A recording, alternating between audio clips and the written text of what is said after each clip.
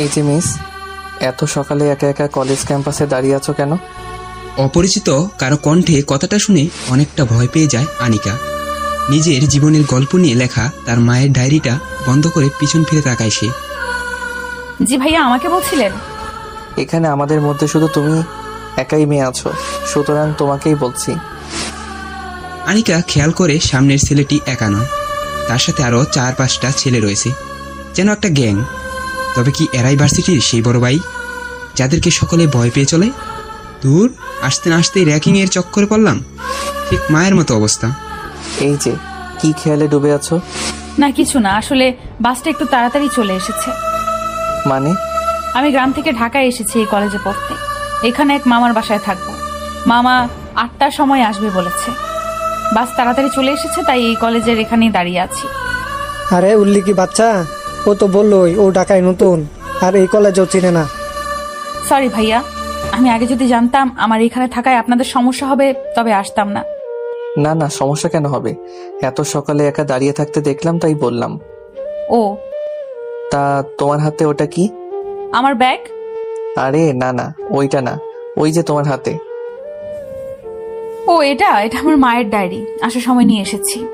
তোমার মায়ের personal diary নিয়ে তুমি এসেছো? তোমার মা কিছু বলেনি? আনিকা কিছুক্ষণ চুপ করে থেকে জানালো তার মা বেঁচে নেই। তার জন্মের পরই তার মা মারা যায়। তার কতক্ষণ এভাবে দাঁড়িয়ে থাকবে? যতক্ষণ না মামা আসবে। তা তোমার কাছে কি কোনো ঠিকানা আছে তোমার মামার? জি আছে। দাও আমার কাছে, আমি পৌঁছে দেই। আনিকা কেন জানি আরিয়ানকে বিশ্বাস করতে ভয় পাচ্ছিল। অপরিচিত একটা ছেলেকে বিশ্বাস করে তার সাথে যাওয়া কি ঠিক হবে? কিন্তু এভাবে সকাল সকাল এখানে একা থাকাটাও তো সেফ না। আনিকা অনেকটাই কনফিউজ। আরিয়ানের অবস্থা বুঝতে পেরে বলে উঠল, তুমি আমাকে বিশ্বাস করতে পারো, আমিও তো এই কলেজের ছাত্র। না তেমন না, আসলে এই নিন ঠিকানা। আরে এই ঠিকানা তো খান ডিলার, আমাদের বাসার কাছে। আচ্ছা, তো তোরা থাক, আমি আর জুবাইর গিয়ে ওকে দিয়ে আসি। রাহি তখনই আরিয়ানের কানে কানে বলতে লাগলো, দোস্ত, প্রেমে পড়লি নাকি? এত দরদ যে। যাই হোক, মেয়েটা কিউট আছে। এরপর আরিয়ানের সব ফ্যান্সরা ফিসফিসিয়ে হাসতে লাগলো, যা দেখে আরিয়ান দিল এক জারি। সবাই চুপ হয়ে গেল। কিন্তু এটা সত্য যে আনিকাকে দেখে আরিয়ানের বুকটা কেমন জানি দুঃখ করে উঠেছে। কিন্তু সেদিকে আরিয়ানের খেয়াল নেই। আনিকা তো আর আহামরি সুন্দর না। তাছাড়া আরিয়ানের জন্য সব মেয়েরাই পাগল। আরিয়ান চৌধুরী, লম্বা 6 ফুট 3, গায়ের রং ফর্সা, দ্য ফেমাস চৌধুরী ইন্ডাস্ট্রির একমাত্র মালিক। ছোটবেলায় মা বাবা মারা যাওয়ায় খুব তাড়াতাড়ি ঢুকতে হয়েছে বিজনেস রিলেটেড কাজে। পড়াশোনায় যথেষ্ট ভালো, কিন্তু র্যাকিং এর উস্তাদ। তার উপর ভার্সিটির সবার ক্রাশ হওয়াতে কোনো মেয়েকেই পাত্তা দেয় না। বাকিটা গল্পে জানবেন। আরফিন জাহান আনিকা, লম্বা 5 ফুট 6, গায়ের রং শ্যামলা, মা বাবার একমাত্র সন্তান। ওর মাও বেঁচে নেই। গ্রাম থেকে আসলেও যথেষ্ট স্মার্ট। ওকে দেখলে বোঝা যায় না যে ও ঢাকার মেয়ে না। আসলে খানবাড়ির মেয়ে হতে গ্রামের পরিবেশেও রাজরানীর মতো বড় হয়েছে। বরাবরই প্রেম ভালোবাসা থেকে একটু দূরে থাকে। বাকিটা গল্পে জানবেন। পরে আরিয়ান জুবায়ের ও আনিকাকে নিয়ে নিজের গাড়িতে করে সেই বাড়ির উদ্দেশ্যে রওনা হয়। পথে তারা টুকিটাকি কথাও বলে। খানবাড়িতে নিজের একমাত্র বাগিনাকে এতদিন পর পেয়ে যেন খুশিতে প্রায় আত্মহারা হয়ে পড়েছেন মিস্টার সোহেল খান। খান ইন্ডাস্ট্রির মালিক আনিকাকে খুব ভালোবাসে নিজের মেয়ের মতো। তাই তো গ্রাম থেকে শহরে নিয়ে এসেছে পড়াবে বলে। মা, কেমন আছিস? এতদূর কিভাবে আসলি? কোনো অসুবিধা হয়নি মামা, এই তো ওনারা আমাকে দিয়ে গিয়েছেন। কারা? তোর পিছনে তো কেউ নেই। আনিকা পিছে তাকিয়ে দেখে জুবায়ের আর আরিয়ান কিছু না বলেই চলে গিয়েছে। এখানেই তো ছিল। যাই হোক, তারা সম্ভবত ভার্সিটির বড় ভাই। যা হোক, তারা ভালোই ছিল, তাই দিয়ে গেছে। আগামীতে কেউকে বিশ্বাস করবি না। ঢাকা শহরে কেউকে বিশ্বাস করতে নেই। তারপর তারা কিছুক্ষণ কুশল বিনিময় করে কথা বলছিল। এরই মাঝে সুবার আগমন। সুবা হলো সোহেল খানের ওয়াইফ ও আনিকার মামি। বাবা, ভালোই তো। মামাকে পেয়ে মামিকে একদম ভুলেই গিয়েছিস। আনিকা দৌড়ে গিয়ে মামিকে জড়িয়ে ধরে। মামি, কেমন আছিস মা? জানিস তোকে খুব মিস করি। তোর মামাকে কত বলেছি তোকে এখানে রাখতে, অবশেষে আমার কথা শুনলো। মামি, শুভ ভাইয়া কেমন আছে? শুনলাম ভাইয়া বাহিরে পড়াশোনা শেষ করে দেশে ফিরেছে। তুই কিন্তু তোর ভাইকে দেখলে একদমই চিনবি না। তা তো দেখলে বুঝবো। শুভ এখন বাসায় নেই, ও আসবে 2 দিন পর। এক বন্ধুর বাসায় গিয়েছে। এভাবেই সারাদিন কেটে যায় ভালোভাবে। রাতে আনিকা বারান্দায় দাঁড়িয়ে আরিয়ানের কথা ভাবছে। ছেলেটা অদ্ভুত, সাহায্য করলে একটা থ্যাঙ্কস দেওয়ার সুযোগ না দিয়েই চলে গেল। যাই হোক, যদি সত্যি এই ছেলে র্যাগিং গ্রুপের সদস্য হয় তবে তো কাল আমাকে শুধু শুধু ছাড়বে, সাহায্যের প্রতিদান স্বরূপ ইচ্ছা মতো জ্বালাবে। তাতে কি, আমিও টাইট দিতে জানি। যাই হোক, এখন এইসব ভেবে কাজ নেই। মায়ের ডায়েরিটা পরেরটুকু পড়ি। মা বেঁচে থাকতে কখনোই ধরতে দিত না। এখন না হয় জানবো যে তার কারণ কি। মামির মুখে এইসব শুনেছিলাম, মায়ের ডায়েরি জুড়ে নাকি তার প্রথম ভালোবাসার ব্যর্থ গল্প। যাই পরেরটুকু পড়ি। এসব ভেবেই বারান্দা থেকে এই রুমে এসে আনিকা আবার পড়তে লাগলো ডায়েরিটা।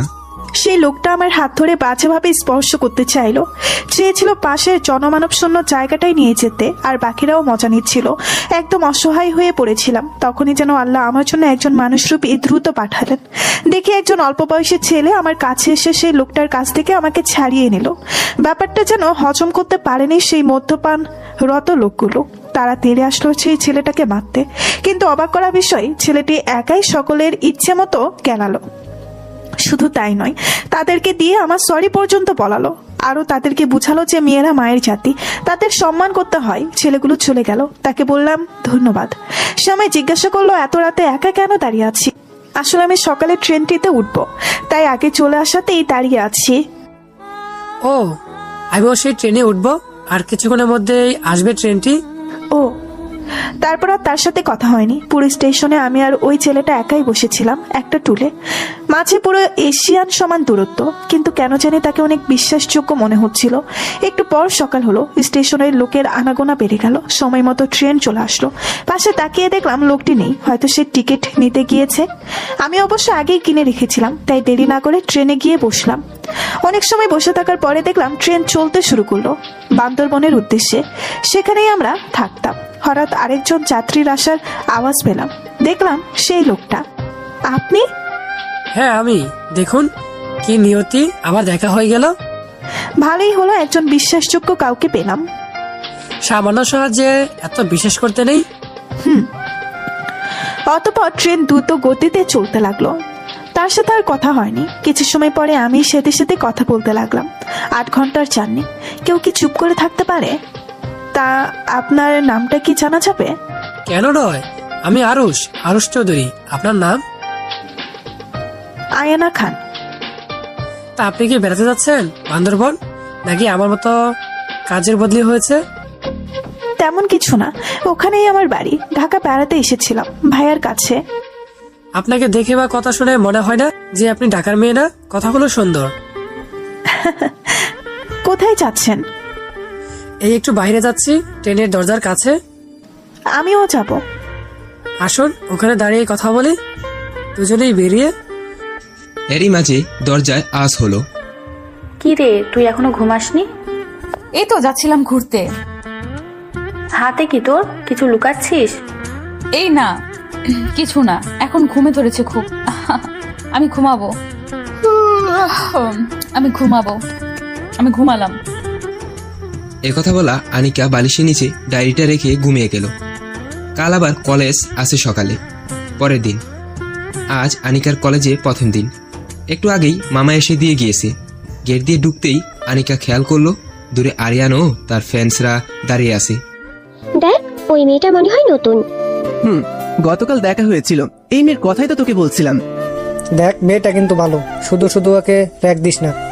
ও ভালো কিনা তাতে আমাদের কি, যখন দরকার ছিল হেল্প করেছি, এখন একটু প্রতিদানটা নেই। একদম ঠিক। এই মেয়ে, এদিকে আসো। জি আপু, কিছু বলবেন? তা ওদিকে কোথায় যাচ্ছিলে? ক্লাসে। ও, তা পড়ে যাও। এখন একটা কাজ করো, এক পায়ে দাঁড়িয়ে মুরগির মতো করো। কেন? এত প্রশ্ন কেন করো? দেখো, কাল আমরা তোমাকে সাহায্য করেছি, এখন তার প্রতিদান হিসেবে আমাদের কথা তুমি শুনতে বাধ্য। মোটেও না, আমি তো আপনাদের থ্যাঙ্কস বলেছি। এর বেশি আমি কিছুই করব না। এইটুকু মেয়ের কি তেজ!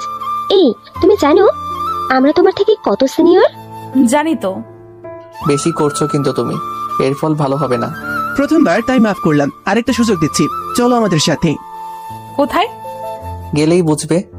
আনিকা ওদের কথার কোনো দাম না দিয়েই এক দৌড়ে হা হয়ে গেল। এই যা, এটা কি হলো? আমাদের খোল খাইয়ে দিল। আমাদের কথা মতো না চলার শাস্তি ওকে পরে দেখাবো। এখন চলো সবাই ক্লাসে অ্যাটেন্ড করতে হবে। In the classroom. আনিকা হাঁপাতে হাঁপাতে ক্লাসে এসে বসে পড়েছে। যাক, এইবারের মতো বেঁচে গেলাম। পরেরটা পরে দেখবো, কিন্তু এই আরিয়ান ব্যাটাকে কিছু করতে হবে। হাই, তোমার পাশে বসতে পারি? অবশ্যই, বসো। তুমি মনে হয় এই কলেজে নতুন, তার র্যাকট্যাক হয়েছো নাকি? হুম। এসেছিল মিস্টার আরিয়ান তার দলবল নিয়ে, আমি পালিয়েছি। ভুল করেছো, পরের বার তোমাকে পেলে সবার সামনে ইচ্ছে মতো অপমান করবে। আমিও কম না, আমাকে কিছু বললে আমিও ইচ্ছা মতো সায়স্তা করব। তোমার কথা শুনে ভালো লাগলো। তা আমরা কি ফ্রেন্ড হতে পারি? আই মিন খুব ভালো ফ্রেন্ড। শিওর। তবে তুমি কি র্যাগ হওনি? তা হয়নি, কারণ আমার বিয়ে আরিয়ানের ফ্রেন্ড ছিল, জুবাইয়ের। সবার মাঝে ওই একটু ভদ্র। তুই মনে হয় আমাকে ফ্রেন্ড ভাবিস না? কেন? তবে তুমি করে না বলে তুই করে বলতি। আচ্ছা দোস্ত, রাগ করিস না, এখন থেকে তুমি না তুই। হ্যাপি? ওদের কথার মাঝেই ক্লাসে স্যার এসে পড়ল। তারপর ওরা যথারীতি পড়াশোনা করলো ছুটির সময়। প্লিজ রাজি হয়ে যা দোস্ত, মানা করিস না। না না, একদমই না।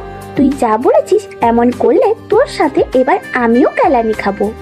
তোকে কিছু করতে হবে না, শুধু আমাকে একটা পিন দে আর আরিয়ানের বাইক কোনটা দেখিয়ে দে। কিন্তু কোনো কিন্তু না, বন্ধুত্বের দোহাই।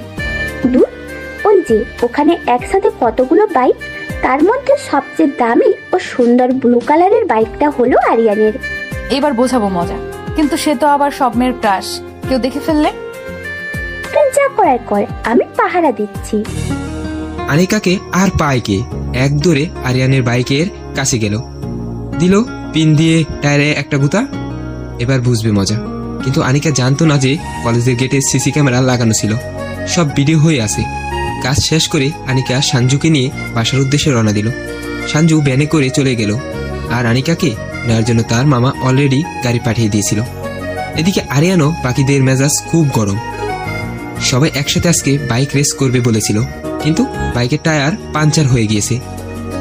এসব নিশ্চিত ওই ইন্টারের মেয়েদের কাজ। ওই আনিকা নাকি অনিকা কি জানো, ওকে সামনে পেলে ইচ্ছে মতো ছাড়বো। কিরে সবাই অ্যাটম বম, আর তুই কিভাবে এত শান্ত আছিস? সেটা না হয় কালই বোঝাবো। বুঝেছি দোস্ত, কালকে সবাই তাড়াতাড়ি আসবো। আরিয়ানের একটা রহস্যময় হাসি শেষে সবাই নিজের কাজে ব্যস্ত হয়ে গেল। In the Khan house.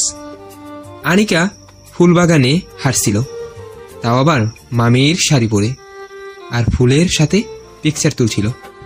অমন সময় একটা ছেলে পিছন থেকে জড়িয়ে ধরে বলতে লাগলো, আই মিস ইউ জানেমান। আপাতত পুরো ভার্সিটির স্টোর রুমের মধ্যে বন্দি হয়ে আছি। এমনিতে অন্ধকারে আমার ফোবিয়া আছে, তার উপরে এই অন্ধকার জায়গাটা পুরোটা আমায় পরিষ্কার করতে হবে। ভাইয়ার সাথে আসলেই ভালো হতো। ফ্ল্যাশব্যাক। কি আপনি এভাবে জড়িয়ে কেন ধরছিলেন? ছাড়ুন। মামি। আই এম এক্সট্রিমলি সরি, আসলে শাড়িটা আমার মায়ের, তাই বুঝতে পারিনি। মায়ের মানে? কি আবল তাবল বলছেন? মামি।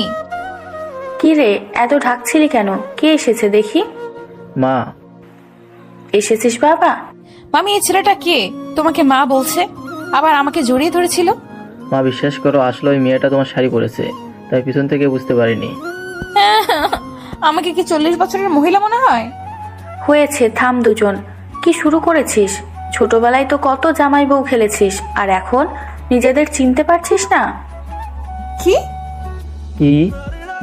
আস্তে, তোরা নিজেরা কথা বল, আমি আসি, কাজ আছে। আপনি কি আমার শুভ ভাইয়া? হ্যাঁ, আর তুমি অনিকা? জি সরি, আসলে আপনি খুব বদলে গেছেন, তাই চিনতে পারিনি। Same to you. আনিকা আর কথা না বাড়িয়ে চলে গেল, আর শুভ ওর যাওয়ার দিকে এক দৃষ্টিতে চেয়ে আসে। হয়তো নিজের ছোটবেলার ভালোবাসাকে এতটা দিন পর দেখার জন্য। শুভ তাড়াতাড়ি নিজের রুমে চলে গেল। পুরনো কাপড় থেকে নিজের ছোটবেলার কিছু স্মৃতি বিজড়িত জিনিসগুলো দেখতে লাগলো। সত্যি রে, তুই খুব বদলে গেছিস, বড় হয়ে গেছিস। খুব শীঘ্রই মাকে বলে তোকে নিজের বউ করে আনবো। যাই হোক, রাতে খাবারের টেবিলে বসে সবাই কথা বললেও আনিকা চুপচাপ। শুভ বুঝতে পারলো হয়তো এখনো ও নর্মাল হয়নি। যাই হোক, কোনোরকম খাওয়া শেষ করে যে যার রুমে চলে যায়। পরের দিন আনিকা টিপ টিপ পায়ে লুকিয়ে লুকিয়ে কলেজের ভিতর যাচ্ছে, এমন ভাবে যেন ও কোনো সিক্রেট মিশনে এসেছে। কেউ দেখে ফেললেই শেষ। শুভ অবশ্য পৌঁছে দিতে চেয়েছিল, কিন্তু আনিকা শুনেনি। এভাবে লুকিয়ে লুকিয়ে কোনো মতে সিঁড়ি পর্যন্ত আসলো। যাক, আরিয়ানের ছোবলে পড়িনি। এমন সময় কাঁধে কারো স্পর্শ পেয়ে থমকে যায় আনিকা। যেখানে বাঘের ভয় সেখানে সন্ধ্যা না, সরাসরি রাত হয়। কোথায় যাচ্ছিলে মিস টিকটিকি? এই একদম টিকটিক করবেন না। আর কোথায় যাব? ক্লাসে যাচ্ছি। তা আমাদের হাজিরাটা দিয়ে যাও। কিসের হাজিরা? বা তুমি তো তোতলাতেও পারো। তোতলামি বাদ দিয়ে চলো আমার সাথে। আরিয়ান আর কোনো কথার জন্য অপেক্ষা না করেই আনিকাকে কুলে তুলে নেয়। তা দেখে অবশ্য আশেপাশের অনেক মেয়েরই আগুন জ্বলছিল। স্বাভাবিক, এই প্রথম ভার্সিটির ক্রাশ কাউকে কুলে নিয়েছে। আনিকা যে কিছু বলবে সে সুযোগও নেই, ভয়পুরো মুখ বন্ধ। তার উপর এপাশে সিঁড়ি, আশেপাশে কোনো টিচার্স রুম নেই যে কোনো স্যার দেখবে। আরিয়ান ওকে কুলে নিয়েই সোজা হাঁটা ধরল। ভার্সিটির গত 3 বছর ধরে বন্ধ স্টোর রুমে নিয়েই একদম নিচে ফেলে দিল। আউচ! ওপস, লাগলো বুঝি? কাল আমার বাইকেরও খুব লেগেছিল। বিশ্বাস করেন, আমি আপনার বাইকের টায়ার পাঞ্চার করিনি। প্লিজ আমায় যেতে দিন। এক সেকেন্ড, আমরা কখন বললাম যে ওর বাইকের টায়ার পাঞ্চার হয়েছে? ইস, ফেসে গেলাম। না মানে এমনিতেই বললাম। চুপ, একদম চুপ। গেটের সামনের সিসি ক্যামেরাতে সব দেখা গিয়েছে। কি? ভাবছি এখন তোমাকে কি করা যায়। এমন সময় সেখানে এন্ট্রি নিল নীলা, আরিয়ানের খালাতো বোন। ওর সাথে একই ক্লাসে পড়ে। কাপড়ের কোনো সিঁড়ি নেই, সারাদিন মেকআপ নিয়ে ব্যস্ত। Number 1 character less. ওর মতো কিউট কেউ নেই। সব ছেলেরাই ওর পিছে ঘুরে, কিন্তু ছেলেরা আরো ওর মতো মেকআপ পাগলিদের অপছন্দ করে। শুধু উপরে উপরে সুনাম বলে ওর মজা নেয়। আর ওর প্রধান কাজ সারাদিন আরিয়ানের সাথে নাকামি করা। আরিয়ান অবশ্য পাত্তা দেয় না। ওকে শাস্তি আমি দেব। একে তো আরিয়ানের বাইক নষ্ট করেছে, তার উপর ওর কোলে উঠেছে। নীলা ভেবেছিল ওর কথার জবাব কেউ দিবে, কিন্তু কেউ ওকে পাত্তা দিল না। আসলে আরিয়ান সহ ওদের ফ্যান্স গ্রুপে কেউই নীলাকে পছন্দ করে না। তুই কেন এসেছিস? আমাদের তোকে দরকার নেই। আমি যেখানে খুশি যাব, তাতে তোর কি? আহা, থামবি তোরা। এখন আসল বিষয় হলো এই মেয়েকে কি করা যায়। আইডিয়া। তোর বুদ্ধির এখানে কারো দরকার নেই। আমি তোদের সাথে না, আরিয়ানের সাথে কথা বলছি। কাউকে কিছু বলতে হবে না। আমি ভেবে ফেলেছি ওকে কি করা যায়। কি করবি? এই মেয়ে, তোমার শাস্তি হলো এই পুরো স্টোর রুমটা একা পরিষ্কার করবে। যতক্ষণ না কাজ শেষ হচ্ছে এই রুম তালা মারা থাকবে। ওহো মাই বেবি, একদম পারফেক্ট শাস্তি। এই না, প্লিজ এমন করবেন না। আমি অন্ধকারে ভয় পাই, আমার ফোবিয়া। আর মিথ্যা বলে লাভ নেই, থাকো তুমি এই রুমে। আমি সত্যি বলছি, প্লিজ যাবেন না। ওর কথা কেউ শুনল না। আনিকাকে স্টোর রুমে লক করে আরিয়ানও বাকিরা চলে গেল, আর নীলা গেল পার্লারে। এখন কি করব? আজ তো ফোনটাও আনতে ভুলে গেছি। থুর। হঠাৎ ওর মনে পড়লো ডায়েরির কথা। সেটা তো ব্যাগেই ছিল, এখন সেটা পরেই টাইম পাস করতে হবে। আনিকা ডায়েরি পড়তে লাগলো। ট্রেনের দরজার সামনে দাঁড়িয়েছিলাম। এত বাতাসে আবদ্ধ চুলগুলো খোলা থাকায় সে পিছনে মানুষটার মুখের উপরে গিয়েই পড়ছে, তা একদমই খেয়াল ছিল না। সরি, আসলে খেয়াল করিনি। ইটস ওকে, মানতে হবে আপনার চুলের একটা নেশালো গ্রান আছে। জি না, আসলে আবহাওয়াটাই খুব সুন্দর। আকাশটা মেঘলা, হালকা বাতাস বইছে, কিন্তু বৃষ্টি পড়লে আরো ভালো লাগতো। আপনার বুঝি বৃষ্টি খুব ভালো লাগে? নিশ্চয়, বৃষ্টিতে ভিজতে আরো ভালো লাগে। এরই মাঝে ট্রেন অপর স্টেশনে এসে পড়লো, কিন্তু আরস বা আয়ানা কেউই এই স্টেশনে নামবে না। ট্রেন ছাড়তে এখনো অনেক সময় বাকি ছিল। বলছিলাম কি, ট্রেন ছাড়তে তো এখনো অনেক সময় বাকি। চলুন দুজনে একটু চা খেয়ে আসি। না না, আপনি যান। চিন্তা করবেন না, আমি ছিনতাই গাড়ি বা মলম পাট্টি নই। চলুন। কিন্তু না, চলুন। আমি আর মানা করতে পারলাম না। দুজনে পাশের একটা ছোট চায়ের টঙে গিয়ে চা পান করছিলাম। এমন সময় ঘুরি ঘুরি বৃষ্টি হতে লাগলো। আমাকে আর পাইকে ভুলে গিয়েছিলাম সাথে কেউ আছে। মেঘলা আবহাওয়াতে দৌড়ে পাশের বাগানটাতেই চলে গেলাম। আমি ঘুরছিলাম, মনে হচ্ছিল বৃষ্টি যেন আমারই জন্য। হঠাৎই বুঝতে পারলাম কেউ তীক্ষ্ণ দৃষ্টিতে আমার দিকে তাকিয়ে আছে। পেছন ফিরে দেখি আরুষ কেমন এক মোহ নিয়ে তাকিয়ে আছে। ভীষণ লজ্জা পেয়েছিলাম। আজও যখন বৃষ্টি দেখি আমার ওর কথা মনে পড়ে। কি মায়া ছিল সেই চাহনিতে। কোনো চাওয়া পাওয়া লোভ ছিল না, ছিল নিঃস্বার্থ এক মায়া। যাই হোক, ট্রেনের আওয়াজে বুঝতে পারলাম এখন ট্রেন ছেড়ে দিবে। আমি আর 1 মিনিট দেরি না করে ট্রেনের কাছে গেলাম, দেখলাম আরুষে এসে পড়েছে। দুজনে আবার নিজেদের সিটে চলে গেলাম। হঠাৎই আরুষ, এই রুমে কি কেউ আছে? জানালার পাশে একটা মেয়ের কণ্ঠ পেয়ে সাথে সাথে ডায়েরিটা বুঝে নেয় আনিকা। আর তখনই, কোথায় ছিলি তুই? তুই সাথে থাকলে ওরা এমন করতো না। একদম ঠিক হয়েছে, বলেছিলাম যে আরিয়ানের সাথে লাগিস না, এখন বোঝ কেমন লাগে। হয়েছে, ভাগ্যিস তুই ওই মেয়ে দুটোর কথা শুনে আমায় খুঁজতে এসেছিস। বুঝতে হবে, আমি মার্বেল আর ডিসি এর মুভি দেখে বড় হয়েছি, সময় মতো সবখানে এমনিতেই পৌঁছে যাই। ন্যাকামি। চল ক্লাসে, আগে ক্লাস শেষ করি। তারপর আনিকা ও সাঞ্জু ক্লাসে চলে গেল। যথারীতি ক্লাস শেষ করে ছুটির সময় মাঠে নেমে এলো। সঞ্জু দেখ, কি? ফুচকা। চল, অনেকদিন হয় ফুচকা খাই না, দুজনে গিয়ে পাল্লা দেই। খেতে পারি, কিন্তু টাকা তুই দিবি। কঞ্জুস। আচ্ছা চল। ফুচকার দোকানে গিয়ে ওরা 2 প্লেট ফুচকা অর্ডার করলো। বেশি করে জাল দিয়ে ওরা ফুচকা খেতে লাগলো। আনিকা তো পারে না যেন দোকানের সব টক এখানেই সাফার করে দেয়। কোনো মেয়ের মুখে লোলা আসলে আমারও দায়ী না। যা ভেবেছিলাম, ঢাকার ফুচকা আমাদের বান্দরবনের থেকে বেশি ভালো। বান্দরবন এরিয়াতে গ্রাম্য, তুই ফুচকা কই পাস? আরে ইয়ার, সেখানেও তো স্কুল আছে, তার পাশেই বিক্রি করে। এভাবেই দুজনে হাসি ঠাট্টা করতে করতে ফুচকা খাচ্ছিল। আর তখনই শুভ ওদের কাছে চলে আসে। Hello guys. হাই শুভ ভাইয়া, সঞ্জু মিট হিম, আমার মামাতো ভাই। হাই ভাইয়া। তো রাস্তা না দাঁড়িয়ে পাশে রেস্টুরেন্টের ভিতরে গিয়েও তো খেতে পারো। কিন্তু এই ফুচকার স্বাদ আলাদা। বাই দ্য ওয়ে, আপনি ভার্সিটিতে কি করছেন? ওই কাছে এক ফ্রেন্ডের বাসা, সেখানে যাচ্ছিলাম, গাড়ি থেকে তোমাদের দেখলাম। যাই হোক, যত কিছু খাও, আমি বিল দিয়ে গেলাম। সাঞ্জু আর আনিকা অনেক মানা করেছিল, কিন্তু শুভ তাও বিল দিয়ে গেল। তারপর ওদের খাওয়ার থামাইকে ইচ্ছা মতো ফুচকা খেয়ে বাসার উদ্দেশ্যে রওনা দিল। শোন, কাল কিন্তু ভার্সিটি বন্ধ, আর পরশু হচ্ছে নবীনবরণ, ঠিক টাইমে আসিস। প্যারা নাই, চিল, আমি ঠিকভাবে আসবো। আর হ্যাঁ, শাড়ি না পরলে তোর খবর আছে বলে দিলাম। ওকে ম্যাম, আমি শাড়ি পরে আসবো। Bye bye. তারপর যে যা বাসায় চলে গেল। অন্যদিকে, তোমাদের যা বলেছি করেছো তো? আসলে তখন আনিকার কথা সাঞ্জুকে যেই মেয়েগুলো বলেছিল তাদেরকে আরিয়ানি পাঠিয়েছে। জানি না কি আছে তোমার মাঝে, যার ফলে চাইলেও তোমায় কষ্ট দিতে পারি না। এসব ভাবতে ভাবতেই অফিস রুমের সামনে গিয়ে দাঁড়ায় আরিয়ান। নবীনবরণের সকল দায়িত্ব কলেজের সিনিয়রদের, সেই সুবাদে আরিয়ানকেও এই কাজে হেল্প করতে হবে। এভাবে দুজনের সেদিন কেটে যায়। পরের দিন সকালে, আজ কলেজ বন্ধ, তাই বাসায় থাকবে সারাদিন। এসব ভেবেই নিচে যায় আনিকা, সবার সাথে ব্রেকফাস্ট করে। শুভ খাওয়া বাদ দিয়ে যেন আনিকাকে দেখতে ব্যস্ত। তাকেও খেয়াল না করলেও শুভ ঠিকই খেয়াল করেছে। তাই খাওয়া শেষে শুভকে আলাদা ডেকে পাঠায়। শুভ শুভার রুমের দরজায় নক দেয়। আসবো মা? আয় বাবা, তোর সাথে জরুরি কথা আছে। বলো মা, কি বলবে? দেখ বাবা, আমি তো তোর মা, চোখ দেখলেই তোর মনের কথা আমি বুঝতে পারি। আমি তোর মনের কথা জেনে গেছি। মানে? তুই আনিকাকে ভালোবাসিস। কি হয়েছে বল? আচ্ছা, যদি ভালো নাই বাসিস তবে আর কি করার, ওর জন্য অন্য ছেলে দেখবো? না মা, আমি ওকে অন্য কারোর সাথে দেখতে পারবো না, আমি ওকে ভালোবাসি। জানি, তাই বলছি আর কিছুদিন যেতে দে, আমি আনিকাকে বাড়িরই বউ করে আনবো।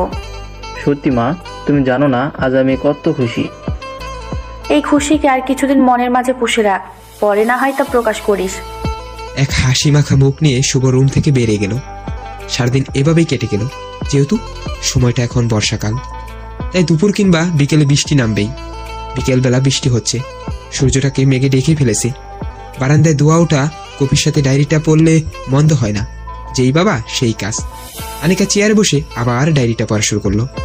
কিছু অনুভূতি থাকে যে তাদের নিজস্ব কোনো অস্তিত্ব থাকে না, সেই অনুভূতিগুলোর নামও থাকে না। তেমনই এক অজানা ভালো লাগার মতো অনুভূতি কাজ করছিল সেদিন আমার ভেতরে। জানতাম না তখন আরুষের প্রতি আমার এই অনুভূতিটা ঠিক কী ছিল। শুধুই কি ভালো লাগা নাকি ভালোবাসা? আরুষের চোখেও আমি আমার জন্য এক ভালোবাসা দেখেছি। এত অল্প সময়ে লোকটার জন্য একটা আলাদা টান অনুভব করছি। তখনকার দিনে তো আর আজকালকার মতো ফেসবুক বা হোয়াটসঅ্যাপ ছিল না যে যখন যেই ছেলে মেয়ের সাথে ইচ্ছা বন্ধুত্ব করা যায়। 2 দিন পরপরই প্রপোজ, স্কুল ফাঁকে দিয়ে বিএফজিএফকে নিয়ে ঘোরা, বাবা মায়ের কথা না ভেবেই পালিয়ে যাওয়া, এসব তখন ছিল না।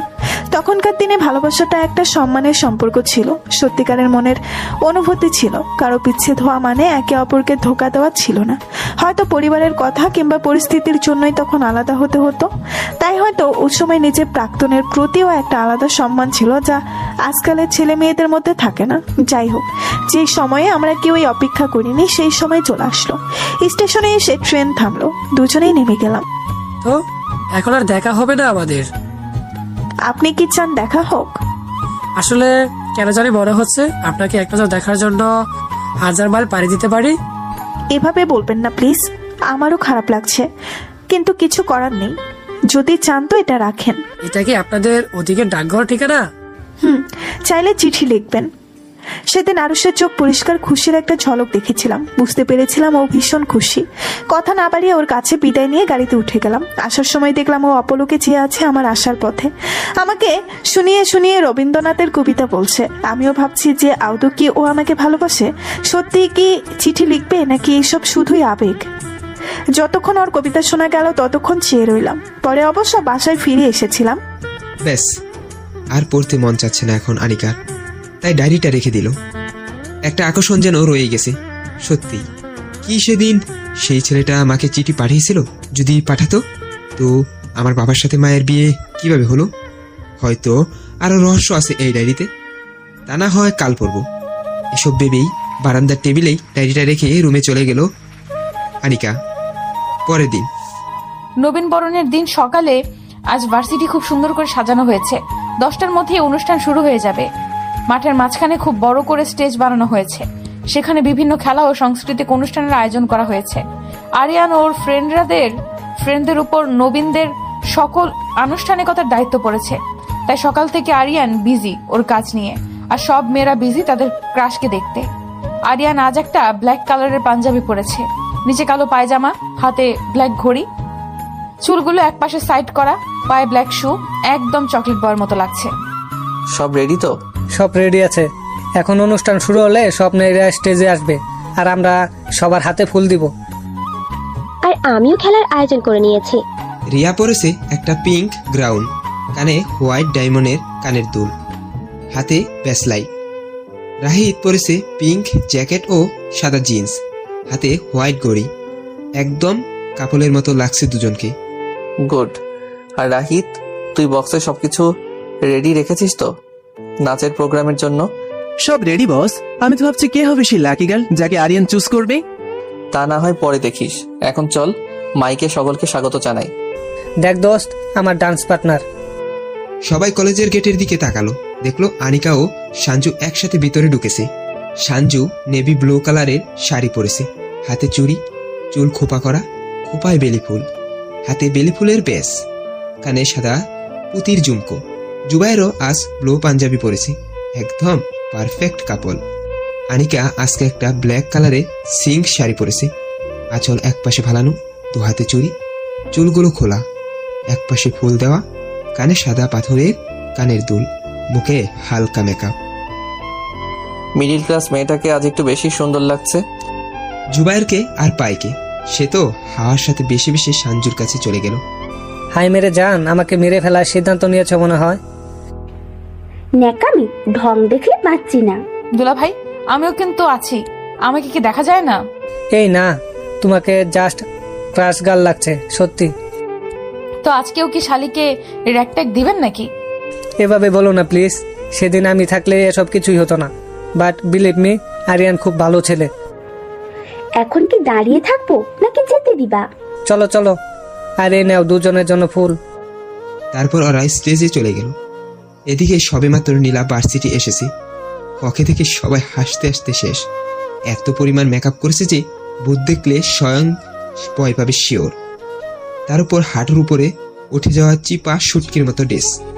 আরিয়ান তো ভীষণ বিরক্ত হচ্ছে, কারণ প্রতিবার আরিয়ানের এত সুন্দর সুন্দর মেয়েরা নাচতে চাইলেও তাকে এই প্রতিবন্ধীর সাথে নাচতে হয়, কারণ আরিয়ানের খালা তাকে বলে দিয়েছে তার মেয়েকে যেন অন্য কোনো ছেলে স্পর্শ না করে। সে তো আর জানে না নীলা কত বড় চরিত্রহীন। যাই হোক, এসব ভেবেই বেচারা ক্রাশ বয় ডিপ্রেশনে চলে গেছে। এবার যে করেই হোক অন্য কারোর সাথে নাচতে হবে আরিয়ানের। অবশেষে অনুষ্ঠান শুরু হলো। আরিয়ান খুব সুন্দর করে উপস্থাপনা করেছে, সকলকে নতুন কলেজে স্বাগত জানিয়েছে। সব মেয়েদের অবশ্য বক্তব্যের থেকে আরিয়ানের প্রতি খেয়াল বেশি। So guys, ready for the next round. আমাদের রাহিত আপনাদের সকলকে একটা গান শোনাবে। Are you ready? ওই, আমি কখন বলছি গান গামো? আরে এই সুযোগ, গানে গানে রিয়াকে মনের কথা বলে দে। কি? একদম ন্যাকামি করবি না, সবাই জানে তোর মনের কথা, শুধু রিয়া বাদে। কিন্তু কোনো কিন্তু না, রিয়ার দিকে তাকা আর একটা গান গা। কি রে, তোরা কি ফুসফুস করছিস? আমাকে বলবি না? না না, কিছু না, এই তো গান গাচ্ছি। বাকিটা নিজে শুনবেন, জুবিনের গান। সবাই জোরে জোরে হাতাতালি দিয়ে উঠলো। সত্যি গানের গলা যেমন সুন্দর তেমন আবেগ দিয়ে গাওয়া। সত্যি দোস্ত, জাস্ট ওয়াও। তোর তো পছন্দ হয়েছে, আর কি? মানে কিছু না। পরে রিয়া মাইক নিল। তো গাইস, এখন হবে ডান্স প্রতিযোগিতা। এখানে তোমাদের মাঝ থেকে আরিয়ান ও জুনায়েদ যে কোনো দুজন মেয়েকে নিজের জুটি হিসেবে চয়েস করবে। তারপর তোমরা সিদ্ধান্ত নেবে কে উইনার। সবাই জুড়ে হাতাতালি দিয়ে উঠলো। জুবায়ের সানজুর নাম নিল। সবাই তো জানতো, কারণ ওদের রিলেশনশিপ পুরো কলেজে বিখ্যাত লাভ বাইট হিসেবে। এখন আরিয়ানের পালা। দোস্ত, কি মনে হয় এভাবে আরিয়ান তোকে চয়েস করবে? অবশ্যই, মা তো বলেই দিয়েছে। তোর নিউ বিএফ এর খবর কি? ওর সাথে কিছু হয়েছে? সব হয়ে গেছে, তবুও ব্রেকআপ। এমন সময় ওদের কথার মাঝে আরিয়ান সবার সামনে নিজের পার্টনারের নাম অ্যানাউন্স করলো, আর সবাই শক। নীলা তো অনেক অপমান হয়েছে। আরিয়ান আনিকার নাম বলেছে। এর রিভেঞ্জ আমি নেবই। আর এরপর নীলা কলেজ থেকে বেরিয়ে গেল, আর আনিকা না চাইতেও স্টেজে গেল, কারণ এখন সবার সামনে কোনো ঝামেলা করা যাবে না। এত মেয়ে থাকতে আমাকে কেন চুজ করছেন? খবিস। সবাই আমাদের দেখছে, তাই ঝগড়া করতে চাচ্ছি না। একদম কাছে আসবেন না। আমরা এখানে নাটক করতে আসিনি, নাচলে ধরতে হবেই। আর তোমার প্রতি আমার কোনো ইন্টারেস্ট নেই। ওই নীলা তোমাকে পছন্দ করে না, তাই নীলার প্যারা থেকে বাঁচতেই তোমার সাথে নাচ। যত সব। তারপর নাচ শুরু হলো। আনিকা, আরিয়ান ও সানজু জুবায়ের। নাচের মাঝে সানজু জুবায়েরকে বলল, শোনো, একটা কাজ করো। কি? দেখো, ওদের দুজনকে একসাথে কত ভালো লাগছে। ওদের মাঝে একটা কানেকশন হলে ভালোই হবে। তোমার মনে হয় আরিয়ান ভালোবাসা, প্রেম এসবে একটু বিশ্বাস করে? তাতে কি, ওর চোখে আমি আনিকার জন্য অনেক কিছু ফিল করতে দেখেছি। তো এখন আমরা কি করব? চলো আমরা ইচ্ছে করে হেরে যাই, ওরা অন্তত বুঝবে ওরা কত perfect for each other. As your wish. নাচের শেষে রেজাল্টে যেমন আনিকা ও আরিয়ান অবাক, তেমনি বাকিরাও। ফ্ল্যাশব্যাক, ওরা ইচ্ছে করেই হেরে গেল, যার ফলস্বরূপ আনিকা ও আরিয়ান জিতে গেল। কিন্তু ওদের নাচও যথেষ্ট ভালো হয়েছে। বর্তমানে আনিকা একটা কফি শপে বসে আছে। কলেজে অবশ্য এখনো অনুষ্ঠান চলছে, কিন্তু আনিকাকে সন্ধ্যার আগে বাসায় যেতে হবে। এখন এখানে এসেছে কারণ শুভ ওকে আসতে বলেছে, কিছু বলবে বলে। এখানে আসছে না কেন? বললো তো এখানেই আসতে। এমন সময় সেখানে আরিয়ান আসলো। ও আসলে অনুষ্ঠানের মাঝে নিজেকে একটু রিল্যাক্স করতে এসেছিল, এক কাপ কোল্ড কফি খেয়ে। এই যে মিস একা নাকি বিএফও আছে সাথে? আমাকে আপনি কেন আপনার মতো ভাবেন? বসতে ইচ্ছে হলে বসেন, নয়তো আমাকে শান্তিতে আইসক্রিমটা খেতে দিন। লিসেন, এটা আমার এক ফ্রেন্ডের কফি শপ। তো তাতে আমার ঘরে ডিম হবে? তুমি সোজা কথা বলতে পারো না নাকি? না গো, আমার জন্ম থেকে এই ঘরের একটা রোগ তেরা। তোমার সাথে যেই ছেলের বিয়ে হবে তার লাইফ পুরো তেজপাতা। আপার বকবক হলে আপনি এনজয় করুন, আমি গেলাম। কথা বলে আনিকা উঠে চলে যেতে নিলেই শাড়িতে পা আটকে পড়ে যেতে নিল, কিন্তু তখনই আরিয়ানকে দৌড়ে নিয়েছে। আনিকা কিছু না বলে চলে গেল, কারণ এমন একটা ঘটনায় আশেপাশে সবাই হাতাতালি দিয়ে উঠেছে, যেন ওরা জিএফবিএফ। অন্যদিকে একটা রুমে বসে ভীষণ ড্রিঙ্কস করছে শুভ। আজও গিয়েছিল ঠিকই, কিন্তু গিয়ে আনিকাকে আরিয়ানের কোলে দেখে রাগে চলে আসে। তোর সাহস কি করে হয় রে অনিকা? তোর মনে হয় তোকে আমি অন্য কারো হাতে তুলে দিব? তুই আমার না হলে কারো হবি না। তোকে আমি পাবোই, তা জোর করে হোক বা ভালোবেসে। I sure. এভাবেই কেটে গেল কয়েকদিন। আনিকা একটা বিষয় বুঝছে, শুভ ওকে ইগনোর করে, কিন্তু কেন করে তা তার জানা নেই। এদিকে টুকিটাকি কলেজে প্রতিদিনই আরিয়ানের সাথে আনিকার বাজে এটা ওটা নিয়ে, কিন্তু কেন জানি দুজনের মনেই তাদের অজান্তে একটা আলাদা ফিলিংস তৈরি হয়েছে। যাই হোক, এভাবে আরো কিছুদিন যাওয়ার পর একদিন আবার বৃষ্টি পড়ছিল গুড়ি গুড়ি। আবার কয়েকদিন পর আজ আনিকা তার বাসার বারান্দায় বসেছে ডায়েরিটা নিয়ে। আজও জেনেই ছাড়বে আদৌ আরশ কি আয়নাকে চিঠি লিখেছিল, নাকি মায়ের আবেগটাকে চাপা দিয়েছে। সেদিন তো বাড়িতেই চলে এসেছিলাম। সেদিনই দেখি আমার ছোট ভাইটা দাঁড়িয়ে আছে পথে আমার জন্য। আমাকে দেখে এসে জড়িয়ে ধরলো। আপু, কিরে কেমন আছিস? এই কয়দিন তো আমাকে জ্বালাতে পারিসনি। কিন্তু এখন জ্বালাবো, আগে আমার চকলেটটা দে। কিসের চকলেট? আমি তো তোর জন্য কিছু আনি নাই। এই কথা শোনা মাত্র ছোট সোহেল রাগ করে ঘরে চলে গেল, আর ঘর থেকে আমার মা বাবা বের হলো। এতদিন পর আমাকে পেয়ে তাদের যেন আর তরিস হয়েছে না। সে কি আপ্যায়ন! মনে হয় আমি এই বাড়ির মেয়ে না। যাই হোক, এর মাঝে সোহেলের কাছে গিয়ে ওর জন্য আনা চকলেটগুলো দিয়ে ওর রাগ ভাঙালাম।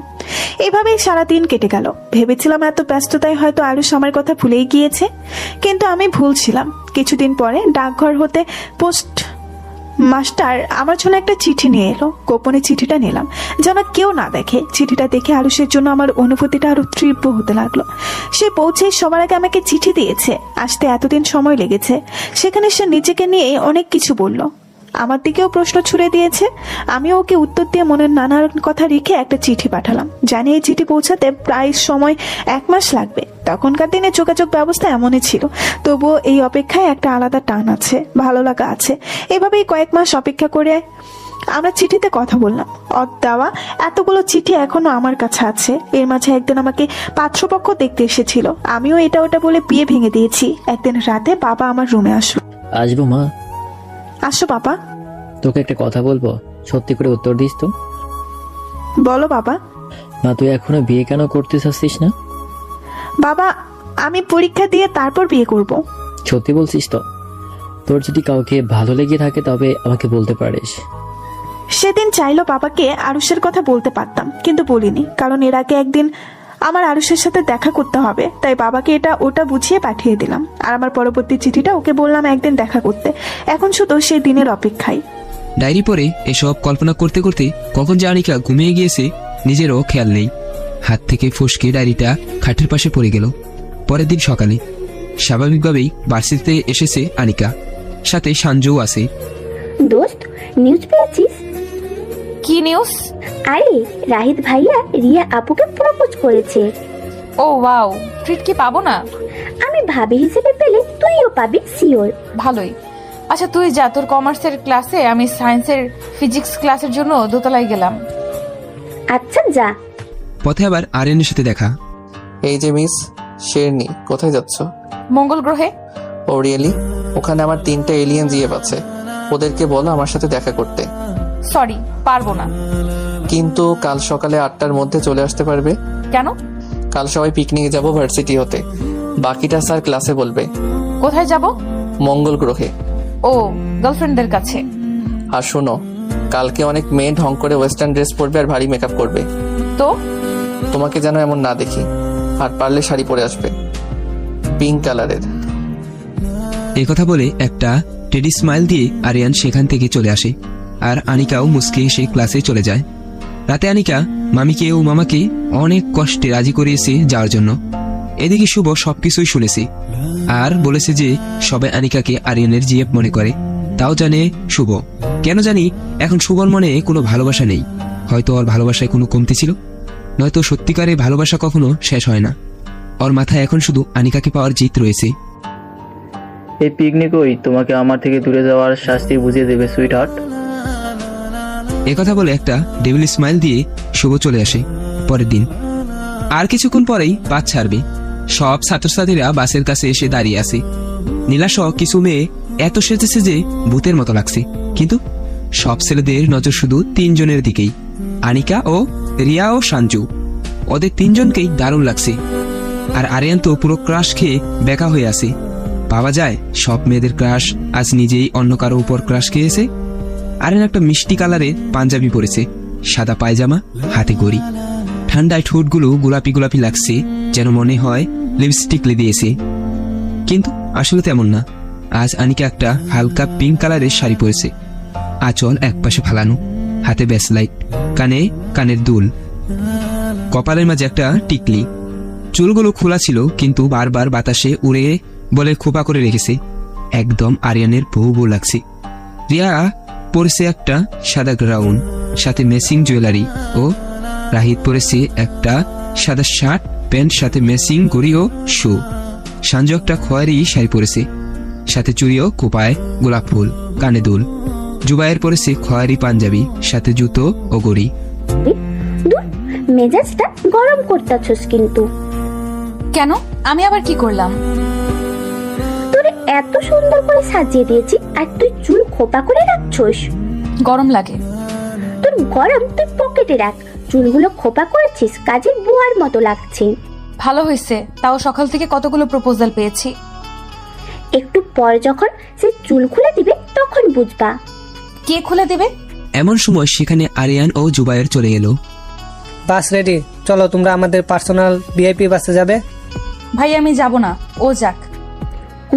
কেন? এমনি, আমি আমাদের ইয়ারের বাসে যাব। তুই দুলা ভাইয়ের সাথে যা। পারতেই হবে, তুই আমার সাথেই যাবি। এত ন্যাকামি না করে বললেই হয় বিএফ এর সাথে যাব। আপনি কিন্তু একটু বেশিই বোঝেন। তুমি আমার সাথে যাবা, চলো। এ কথা বলে আরিয়ান আনিকাকে টানতে টানতে নিয়ে গেল বাসের ভিতর। তা দেখে অবশ্য নীলার মুডটাই নষ্ট হয়ে গেছে। আরিয়ান সাপ মানা করে দিয়েছে নীলাকে ওদের বাসে উঠতে। পরে রিয়া, রাহিত, জুবাইর, সাঞ্জু সবাই বাসে উঠল। ওরা যেহেতু ভার্সিটির সিনিয়র, তাই ওদের বাসে কোনো টিচার নেই। রাতে কি কোনো সিট ফাঁকা আছে? আছে। কেন? আমি আপনার পাশে বসবো না। ও রিয়েলি? তুমি জানো আমার পাশে তো দূরে থাক, আমার সাথে এক বাসে যাওয়ার জন্য সব মেয়েরা কত ড্রিম দেখে। আপনার সাথে কথা বলাই বেকার। আমি এখন গান শুনবো সারা পথ। এমনি একটু পর বৃষ্টি নামবে, মেঘ জমেছে, আর আমি বৃষ্টিতে গান শুনতে শুনতে ঘুমাই। কি তুমি এত সুন্দর ট্রিপে ঘুমাবে? As my wish. তা হবে না, তোমার আমার সাথে কথা বলতে হবে, নয়তো আমি বোর হয়ে যাব। সো হোয়াট, আমার ঠেকানা। আরিয়ান কিছু না বলেই আনিকার খোপার কাঠিটা টান দিয়ে খুলে দিল। What's this? আমার কাঠি দেন। পারবো না, চুল খোলা থাক, বাতাসে উড়বে আর তুমি বিরক্ত হবে, এটা তোমার শাস্তি। Okay fine. আনিকা আর কোনো কথা বাড়ালো না, কানে হেডফোনস লাগিয়ে গান শুনতে লাগলো। আরিয়ানও কম কিসে জোর করে একটা হেডফোন নিজের কানে গুঁজে নিল। বাহ, তুমি তো খুব রোমান্টিক। সব সুন্দর গানের প্লে লিস্ট। চুপচাপ শোনেন, নয়তো শুনতে দিব না। আরিয়ান আর কিছু না বলে গান শুনছে। একটার পর একটা গান পে হচ্ছে। অন্যদিকে, আজকে তোমাকে খুব সুন্দর লাগছে। আই নো, দেখো আনিকা ও আরিয়ান কিভাবে একসাথে গান শুনছে, তাও ওরা স্বীকার করে না মনের কথা। ওদের কথা বাদ দাও, ওদের জ্বালানো সবকিছু আমি রেডি করে রেখেছি। এখন এটা আমাদের পার্সোনাল সময়।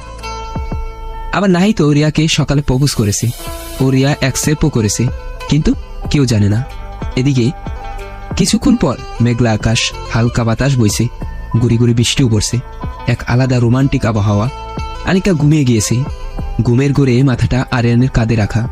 সেদিকে খেয়াল না করেই ঘুমাচ্ছে আরামে আনিকা। আরিয়ান আনিকাকে দেখছে, চুলগুলো বারবার বাতাসে উড়ে আনিকার মুখের উপর পড়ছে। আরিয়ান আস্তে করে চুলগুলো কানে গুঁজে দিল, জানালাটা একটু বন্ধ করে দিল, তারপর নিজেও চলে গেল ঘুমের সাগরে। প্রায় 3 ঘন্টা পর আনিকার ঘুম ভাঙলো সবার হাসির আওয়াজে। টিপ টিপ করে চোখ মেলে দেখে রিয়া ও বাকিরা ওদের দিকে তাকিয়ে আর হাসছে, কেননা আনিকা আরিয়ানের বুকে একদম গুটিসুটি হয়ে শুয়ে আছে। আনিকা তাড়াতাড়ি সরে গেল, তাতে আরিয়ানের ঘুমও ভেঙে গিয়েছে। যাক, এদের ঘুম ভাঙলো তবে। তারপর সবাই যে যার হোটেলের রুমে চলে গেল। সবার খুব ইচ্ছা ছিল সমুদ্রের তীরে ঘোরার, কিন্তু অলরেডি জ্যামের কারণে অনেক দেরি হয়ে সন্ধ্যা হয়ে গিয়েছে। তাই কাউকে এখন সেন্ট মার্টিনের সুন্দর পরিবেশ উপভোগ করতে দেওয়া হবে না। কাল সকালেই সবাই ঘুরবে। যে যার রুমে মোড অফ করে চলে গেল। রাত প্রায় 2টা। এমন সময় একটা মেয়ে একটা লং ব্লু কালারের জামা পরে সাগরের তীরে বসে আছে। যতই সবাই বারণ করুক, আনিকা সবার ঘুমানোর পর একাই হোটেল থেকে এই তীরে একা চলে এসেছে। এমন সময় ভাগ্যবশত সেখানে আরিয়ানের দেখা। তুমি এখানে? হ্যাঁ, আপনি কি করছেন? আমার ঘুম ভেঙে গিয়েছিল, তাই চলে আসলাম তীরে। দেখলাম কেউ নেই, এসে দেখি তুমি। আমারও সেম। আরিয়ান কিছু না বলে গিটারটা নিয়ে পাশে বসলো। পায়ে কিছুটা জল লাগছে। জ্যোৎস্নার রাতে সাগরের পানি চিকচিক করছে। আরিয়ান অবশ্য আনিকাকেও দেখছে, এমন আলোতে ওকেও একটু অন্যরকম লাগছে। আমরা দুজনেই টিচারদের কথা অমান্য করে এসেছি, এখন কেউ দেখলে। তবুও এত সুন্দর দৃশ্য দেখতে একটু বকা খেলে কিছু হয় না। তুমি একা একটা মেয়ে, এভাবে চলে আসলে যদি কোনো বিপদ হতো? হবে না, আমি গ্রামের মেয়ে, এমন পরিবেশে আমি অভ্যস্ত। আর সমুদ্র আমার খুব প্রিয়। ও, আমারও। তার সাথে যখন গিটার আছে, একটা গান শোনান, এমন পরিবেশে পারফেক্ট। জো হুকুম মেরে আকা। তারপর ওরা আরো কিছু সময় থেকে যে যার রুমে চলে গেল। পরের দিন এই গানটা একা ছাদে জ্যোৎস্না রাতে শুনে দেখবেন, খুব ভালো লাগবে। আজকে আবহাওয়াটা খুব গরম, কিন্তু সেটাই যেন সব ছাত্রদের জন্য আরো ভালো খবর। সব ছেলেরা যে সমুদ্রে নামতে পারবে। কি রে, ওঠ, আর কত ঘুমাবি? আরে দোস্ত, ডাকিস না, আর একটু ঘুমাই। না, একদম না, অনেক সকাল হয়েছে, সবাই নাস্তা করে রেডি হচ্ছে আশেপাশে ঘুরতে যাওয়ার জন্য। আচ্ছা, উঠতেছি। তারপর ওরা ফ্রেশ হয়ে নাস্তা করে রেডি হয়ে নিল। আনিকা একটা পিঙ্ক কালারের জামা পরেছে, আর সঞ্জু একটা লং 3 পিস পরেছে ইয়েলো কালারের। অতঃপর ওরা নিচে গেল। সবাই মিলে পাশেই একটা সুন্দর জায়গায় ঘোরার জন্য গিয়েছে। নীলা ও ফ্রেন্ডসরা তো একদম ছবি তুলতে তুলতে শেষ। আনিকা এখন একাই দাঁড়িয়ে আশেপাশে সৌন্দর্য উপভোগ করছে, আর সঞ্জুকে একটু আগে জুবাইয়ের সাথে নিয়ে গেছে। ভাও, আহ, ভয় পেয়েছো? এইভাবে পেছন থেকে কেউ এসে হুট করে চিৎকার করলে তো ভয় পাবোই। ও তাই তো, একা কেন? আপনার বেস্টু এসে আমার বেস্টিকে নিয়ে গেছে। চলো তবে তুমি আর আমি ঘুরি। দরকার নেই, আমি কোনো উল্লুর সাথে ঘুরি না। কি, আমি উল্লু?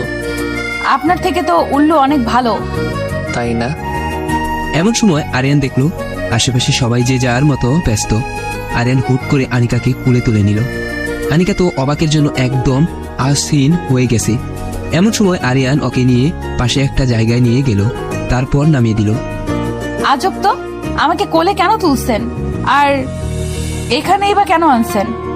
তোমাকে একটা কথা বলার ছিল। কি এমন কথা যা সবার মাঝে বলা যাবে না? আসার পর থেকে দেখছি একটা ছেলে তোমাকে ফলো করছে বারবার। Be aware. মজা করার আর জায়গা পান না? আমাকে কে ফলো করবে? দেখি কোথায় সে। আমি সেই ছেলেটা, একটু সরতেই তোমাকে এখানে নিয়ে এসেছি। কিন্তু বিলিভ মি, সত্যি তোমার হয়তো কোনো বিপদ আছে। ব্যাস, আপনার ন্যাকামি হলে আপনি যেতে পারেন, আমি একটু একা থাকতে চাই। আমার বলার দায়িত্ব বললাম, বাকিটা তোমার ইচ্ছা। আরিয়ানের কথা বিশ্বাস না করায় সে অনেকটা রেগেই সেখান থেকে চলে গেল। এমন সময় সেখানে আনিকার পাশে শুভ এসে দাঁড়ালো। শুভ ভাইয়া, তুমি এখানে? কেন, তুই কি তোর বিএফ কে আশা করছিলি? ভাইয়া কি হয়েছে, তুমি এইভাবে কেন কথা বলছো? ও তাই না? তখনই শুভ আজে বাজে স্পর্শ করতে শুরু করলো। শুভর মনে এখন শুধু চুর করে আনিকাকে নিজের বানানোর আশা ছাড়া বিন্দু পরিমাণ ভালোবাসা নেই। ছি ভাইয়া, তুমি খুব খারাপ। এক তো আমার সম্পর্কে বাজে কথা বলছো, আবার এমন মিসবিহেভ করছো। ও তাই না? আমি সুরে দোষ, আর তোর বিএফ তোকে করলেও কোনো দোষ নেই। আনিকা এবার আর নিজের রাগ কন্ট্রোল করতে না পেরে একটা থাপ্পড় বসিয়ে দিল শুভর গালে। শুভ যেন আরো হিংস্র হয়ে গিয়েছে। এর আগে শুভ আরো খারাপ কিছু করে বসবে, সেখানে আরিয়ান চলে এলো আর শুভকে উড়াদোড়া মারতে লাগে। আরিয়ান প্লিজ, ওকে ছেড়ে দিন, এইভাবে মারলে ভাইয়া মরেই যাবে। ওর যা ইচ্ছা হোক, ওকে আমি আজ মেরেই ফেলবো। তারপর আর কি, বাংলা সিরিয়ালের কাহিনীর মতো আরিয়ান ইচ্ছা মতো শুভকে খেলালো। নিজেও একটু একটু মায়ের খেয়েছে, কিন্তু শেষে অনেক কষ্টে আনিকা ওদের থামিয়েছে। এরপর ফাঁক বুঝে শুভ পালিয়েছে। ধুর, জানোয়ারটা চলে গেল। আজব তো, তুমি কেন কাঁদছো? আমি কখনো ভাবিনি শুভ ভাইয়া এমন কিছু করবে। আজকের পৃথিবীতে কাউকেই বিশ্বাস করে নেই। তুমি এখন হোটেলে ফিরে যাও, তোমার রেস্টের দরকার। আর থ্যাঙ্কস। আনিকা হোটেলে ফিরে গেল। পুরো দিন সে মন খারাপ করেছিল। সেন্ট মার্টিনের এত সৌন্দর্য উপভোগ করাও হয়নি, আর কোথাও ঘোরাও হয়নি। আরিয়ানও কোথাও যায়নি, কারোর সাথে কথাও বলেনি। সবাই অনেক জিজ্ঞেস করেছিল আসার সময় কি হয়েছে, কিন্তু কেউই কিছু বলেনি। আসার পথে আবার আরিয়ানও আনিকা একসাথে বসেছে। বাসায় আসার পর আনিকা কারোর সাথে কথা বলে না, সোজাসুজি নিজের রুমে চলে গেল। সুবা ও সুহেল অনেক ডাকলেও বলেছে ওর খিদে নেই। একথা বলে পুরো দিন নিজেকে ঘরবন্দি করে রেখেছে। রাতের বেলা মনটা ভালো করার জন্য ভাবলো মায়ের ডায়েরিটা একটু পড়বে। যেই বাবা সেই কাজ। কিছুদিন পর আরুষের কাছে থেকে চিঠির উত্তর পেলাম। আরুষ পরের দিনই দেখা করতে আসবে। পরের দিন খুব সুন্দর করে সাজলাম। এতদিন পর আবার মনের মানুষটার সাথে দেখা করতে পারবো, মনটা খুশিতে ভরে গেল। বান্দরবন জায়গায় ঘোরার জন্য নির্দিষ্ট কোনো জায়গার দরকার পড়ে না, সব জায়গায় সুন্দর। আরুষকে বলেছিলাম দূরের একটা পাহাড়ের কাছে এসে দাঁড়াতে। আমার আসতে একটু দেরি হয়েছিল। এসে দেখি আরুষ দাঁড়িয়ে দূরের এক বাগানের দিকে চেয়ে আছে। আমাকে দেখে যেন খুশিতে আত্মহারা হয়ে গিয়েছিল। আপনি এসেছেন? ক্ষমা করবেন, আসতে একটু দেরি হয়েছে। আপনি যে এসেছেন এটাই অনেক। আমি সত্যিই ভীষণ খুশি হয়েছি। আপনি আমার চিঠি পাওয়ার সাথে সাথেই তার উত্তর দিয়েছেন। তো এখানে কি দাঁড়িয়ে থাকবো নাকি চলুন ওই বাগানটায় যাই? চলুন। সেদিন অনেকক্ষণ আমরা ঘোরাঘুরি করেছিলাম, সারাদিন গল্প করেছিলাম, দুজন দুজনের মনের কথা প্রকাশ করে দিয়েছিলাম। আরুষ, আমি একটা কথা বলতে চেয়েছিলাম। বলুন, কি বলবে? আসলে আমি আপনাকে একটা কথা বলেছিলাম। আমার মনে আছে, আমি আপনাকে কথা দিচ্ছি আমি বাসায় গিয়ে একটা চিঠি লিখবো, আর কোনো দিন আমার মা আপনাদের বাসায় আসবে তাও জানিয়ে দিব। সেদিন ওর কথা শুনে অনেক ভরসা পেয়েছিলাম। ওর প্রতি আরো ভালোবাসা বেড়ে গিয়েছিল। আরো কিছুক্ষণ থাকার ইচ্ছা ছিল, কিন্তু সন্ধ্যা হয়ে গিয়েছিল, তাই আরুষ চলে যাচ্ছিল। যাওয়ার আগে শুধু একটা কথাই বলেছিল, আমি আসবো, আবার ফিরে আসবো। ও যাচ্ছিল আর আমি শুধু চেয়েছিলাম ওর যাওয়ার পথে। কেন জানি মনটা ডাকছিল, তবুও ওর চোখে আমার প্রতি ভালোবাসায় আমাকে একটা শান্তি দিচ্ছিল। পরে শুরু হলো আমার অপেক্ষা। আর পড়তে পারছে না আনিকা, ঘুমিয়ে গেল এক ঘুমের রাজ্যে। পরের দিন আজ কলেজের বাপটা একটু অন্যরকম। গতকাল ট্যুর থেকে সবাই খুব আনন্দ করে ফিরেছে, তো তাই শুধু দুজনের মনটা ভালো নেই, এক আনিকা আর অন্যদিকে আরিয়ান। কি রে দোস্ত, আজ আসার পর থেকেই দেখছি তোর মুড অফ, আর কালও তো আমাদের সাথে কোথাও ঘুরলি না। আরে কিছু না, এমনি। কিছু তো হয়েছে, যাই হোক আজ কলেজে একজন গেস্ট আসবে। কে আসবে আবার? আমাদের কলেজে ভিপিও আরিয়ানের ছোট কাকা।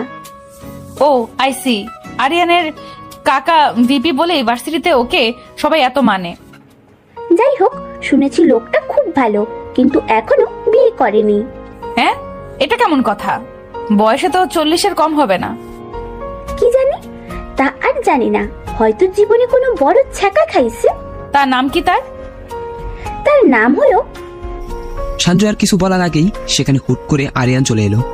আনিকা, তোমাকে আমার কিছু বলার ছিল। আপনি কি বলবেন বলুন। এখানে না, আমার সাথে একটু ওই গার্ডেনের দিকে চলো প্লিজ। আরে যা না, কি বলবি শুনে আয়, আমি ক্লাসে গেলাম। একথা বলা যাওয়ার আগে সঞ্জু ইশারা দিয়ে আরিয়ানকে অল দ্য বেস্ট বলে গেল। আরিয়ান বুঝে গেল এই জুবাইয়ের পেটে কোনো কথা থাকে না, ও সব বলে দিয়েছে সঞ্জুকে। আসলে আরিয়ান নিজের মনের অনুভূতিকে বুঝতে পেরেছে, কেন আনিকাকে ও কারোর সাথে সহ্য করতে পারে না। তাই আজও প্রপোজ করবে। আল্লাহ ভরসা, যা হয় হবে। আরে চলুন, কি ভাবছেন? চলো। গার্ডেনে বসে আছে ওরা দুজন, হালকা বাতাস বইছে। আনিকা বসে বসে গাছের পাতা ছিঁড়ছে। এমন সময় আরিয়ান আনিকার পাশে বসে ওর হাত দুটো ধরল। আমি তোমাকে কিছু বলতে চাই। বলুন, কিন্তু এইভাবে কি বলবেন? আসলে আপনি কি? আরিয়ান জোরে জোরে নিঃশ্বাস নিল আর পকেট থেকে রিংটা বের করে আনিকার সামনে ধরে বসতে লাগলো। I love you. আমি জানি তুমি ভাববে আমি মজা করছি, কিন্তু বিশ্বাস করো আমি সত্যি তোমাকে ভালোবেসে ফেলেছি। কখন কিভাবে কেন জানি না, শুধু জানি ভালোবাসি। এই জন্যই তোমাকে কেউ স্পর্শ করলে আমার সহ্য হয় না। কোনোদিন ভাবতেই পারিনি কলেজের এই বেফিকার ক্রাশ বয় কোনোদিন কাউকে ভালোবাসবে, কিন্তু বেসেছে, পাগলের মতো বেসেছে। প্লিজ আমাকে ফিরিয়ে দিও না। তোমার যত সময় লাগে নাও, কিন্তু ফিরিয়ে দিও না। আমি তোমাকে আমার জীবন সাথী করতে চাই। Will you marry me? এক নিঃশ্বাসে বিনা থেমেই যেন সব কথাগুলো বলল আরিয়ান। আনিকা আপাতত থ মেরে আসে, কি করবে কিছু বুঝতে পারছে না। রীতিমতো আশেপাশে সবাই জড়ো হয়ে ওদের দিকে তাকিয়ে আছে। এমনটা নয় যে আনিকার আরিয়ানকে ভালো লাগে না, কিন্তু এভাবে হুট করে কিছু বলা কি ঠিক হবে? প্লিজ কথা বলো, তুমি কি আমার লাইফলাইন হবে? আপনি যা বলছেন ভেবে বলছেন তো? কসম, মন থেকে বলছি। আরিয়ান কিছু না বলে চোখ বন্ধ করে আসে। আরিয়ানের সাথে দেখা হওয়ার প্রথম দিন থেকে সবকিছু ভাবছে, শেষে অনেক কিছু ভেবেই একটা সিদ্ধান্ত নিয়ে নেয় সে। Yes, I love you too. Aryan যেন নিজের কানকে বিশ্বাস করতে পারছে না, কিন্তু এটাই বাস্তব। আরিয়ান আর কিছু না বলে সোজা আনিকাকে কুলে তুলে নিল, আর আশেপাশে সবাই তালি দিতে লাগলো। রীতিমতো সারা কলেজেই জানাজানি হয়ে গেছে ভার্সিটির ক্রাশ একটা মেয়েকে প্রপোজ করেছে। এতে নীলা সহ অনেকেরই গা জ্বলে যাচ্ছে। তুই ঠিকই বলেছিস তো। একদম ঠিক, আরিয়ান তোকে রিজেক্ট করে ওই গাইয়াটাকে প্রপোজ করেছে। কত বড় সাহস এই মেয়ের, আমার জিনিসে হাত দিয়েছে। শুধু তাই না, আরিয়ান নাকি বলেছে খুব তাড়াতাড়ি ওকে বিয়ে করবে। বিয়ে করাচ্ছে? বিয়ে? আমার সাথে বিয়ে ভেঙে ওই মেয়েকে বউ করবে? ওয়াও! তুই কি প্ল্যান করেছিস? তা না হয় আরিয়ানের বিয়ের প্রস্তাব বাসায় পাঠানোর পরে বুঝবি। গড নোস বেস্ট যে তুই কি করবি। অন্যদিকে সারাদিন সঞ্জু আনিকাকে জ্বালিয়ে একদম আত্মরা বানিয়ে দিয়েছে। যাই হোক, সকলকে টিট দিয়ে সারাদিন পর আনিকা বাড়ি ফিরেছে। এসেছিস মা? জি মামি, কিছু বলবে? দেখ মা, জানি না কথাটা তুই কিভাবে নিবি, কিন্তু তোর ইচ্ছাই হবে শেষ কথা। আরে এত হেয়ালি না করে কি বলবে বলো। দেখ, শুভ তোর ছোটবেলার খেলার সাথী, ও যে তোকে কতটা ভালোবাসে তা তুইও জানিস। শুভর নামটা শুনেই আনিকার সেই মিসবিহেভের কথা মনে পড়ে গেল। ঘৃণায় তার কিছুই বলতে ইচ্ছে করছে না। এটাকে ভালোবাসা না, কাউকে পাওয়ার জিদ বলা হয়। আর আনিকা তো ভালোবাসে আরিয়ানকে। মামি কি বলতে চাও, পরিষ্কার করে বলো। আমি আমাদের মা ভাইয়ের সম্পর্ককে আরো গভীর বানাতে চাই। আমি তোকে আমার বাড়ির বউ করতে চাই। অসম্ভব, এটা কখনোই হতে পারে না। আরে তুই এত উত্তেজিত কেন হচ্ছিস? দেখ মা, তোর কাছে আমরা কখনো কিছুই চাইনি, আজ তুই আমার এই কথাটা রাখতে পারবি না? না পারবো না মামি, আমি পারবো না। আনিকা আর কিছু না বলে কাঁদতে কাঁদতে চলে গেল। শুভাও একটু কষ্ট পেল, যেই মেয়েকে নিজের মেয়ের মতো করে লালন পালন করেছে সে তার এই কথাটা রাখতে পারলো না। কিন্তু আর যাই হোক, শুভা কখনো জোর করবে না। নিজের রুমের দরজা বন্ধ করে কাঁদছে আনিকা। সে কখনোই এমন ছেলেকে বিয়ে করতে পারবে না যে ভালোবাসার নামে শুধু সাইকোগিরি করে। নিজের মনটা ভালো করার জন্য সে আবার একটু ডায়েরিটা খুলল। আদৌ কি আরশও আরিয়ানার ভালোবাসা পূর্ণতা পেয়েছিল, নাকি একটা জোয়ার এসে সব বাসিয়ে দিয়ে গেল ডায়েরিতে? সেদিন শুধু তাকিয়েছিলাম আরুষের যাওয়ার পথে। যাওয়ার আগে ও স্মৃতিস্বরূপ একটা লকেটে ভাঙা অংশ দিয়ে গেছিল, একটা লাভের অর্ধেক। বলেছিল যেদিন আমাদের বিয়ে হবে সেদিন ওর লকেট ও আমার লকেট জোড়া দিয়ে আমরা লাভ বানাবো। আজও সেই লকেট রয়ে গেছে। একটু পরেই আনিকার চোখ ভিজে গেল। ঠিক কতটা ভালোবাসলে মানুষ তার ভালোবাসা মানুষটির স্মৃতি শেষ দিন পর্যন্ত সাথে রাখে। আনিকা তার নিজের গলার ভাঙা লাভের লকেটের চেনটার দিকে তাকালো। তবে এই সেই লকেট, তাই মা সবসময় এটাকে এত যত্নে রাখতো। তারপর আবার আনিকা ডায়েরিটা পড়তে লাগলো। তারপর অনেক দিন কেটে গেল, আরুষের কাছ থেকে কোনো চিঠি আসেনি। আমি অবশ্যই ইতিমধ্যে কয়েকটা পত্র ওকে পাঠিয়ে দিয়েছিলাম, বলেও দিয়েছিলাম বাবা বিয়ের চাপ দিচ্ছে।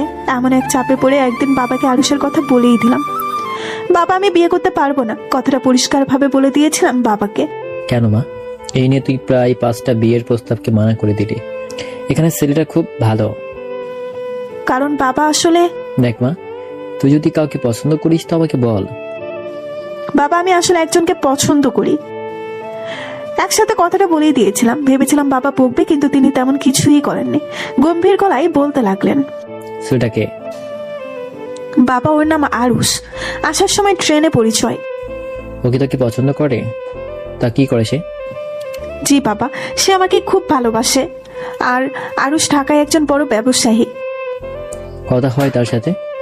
জি বাবা, চিঠিতে কথা হয়। বাবা আর কিছু বলে নাই। কিছুক্ষণ চুপ থেকে আমার মাথায় হাত বুলাতে লাগলেন। আমি অনেকটা অবাক হয়ে গিয়েছিলাম। দেখ মা, ঢাকায় সব ছেলেরা ভালো হয় না, আর এই চিঠির প্রেমকে বিশেষ করতে হয় না।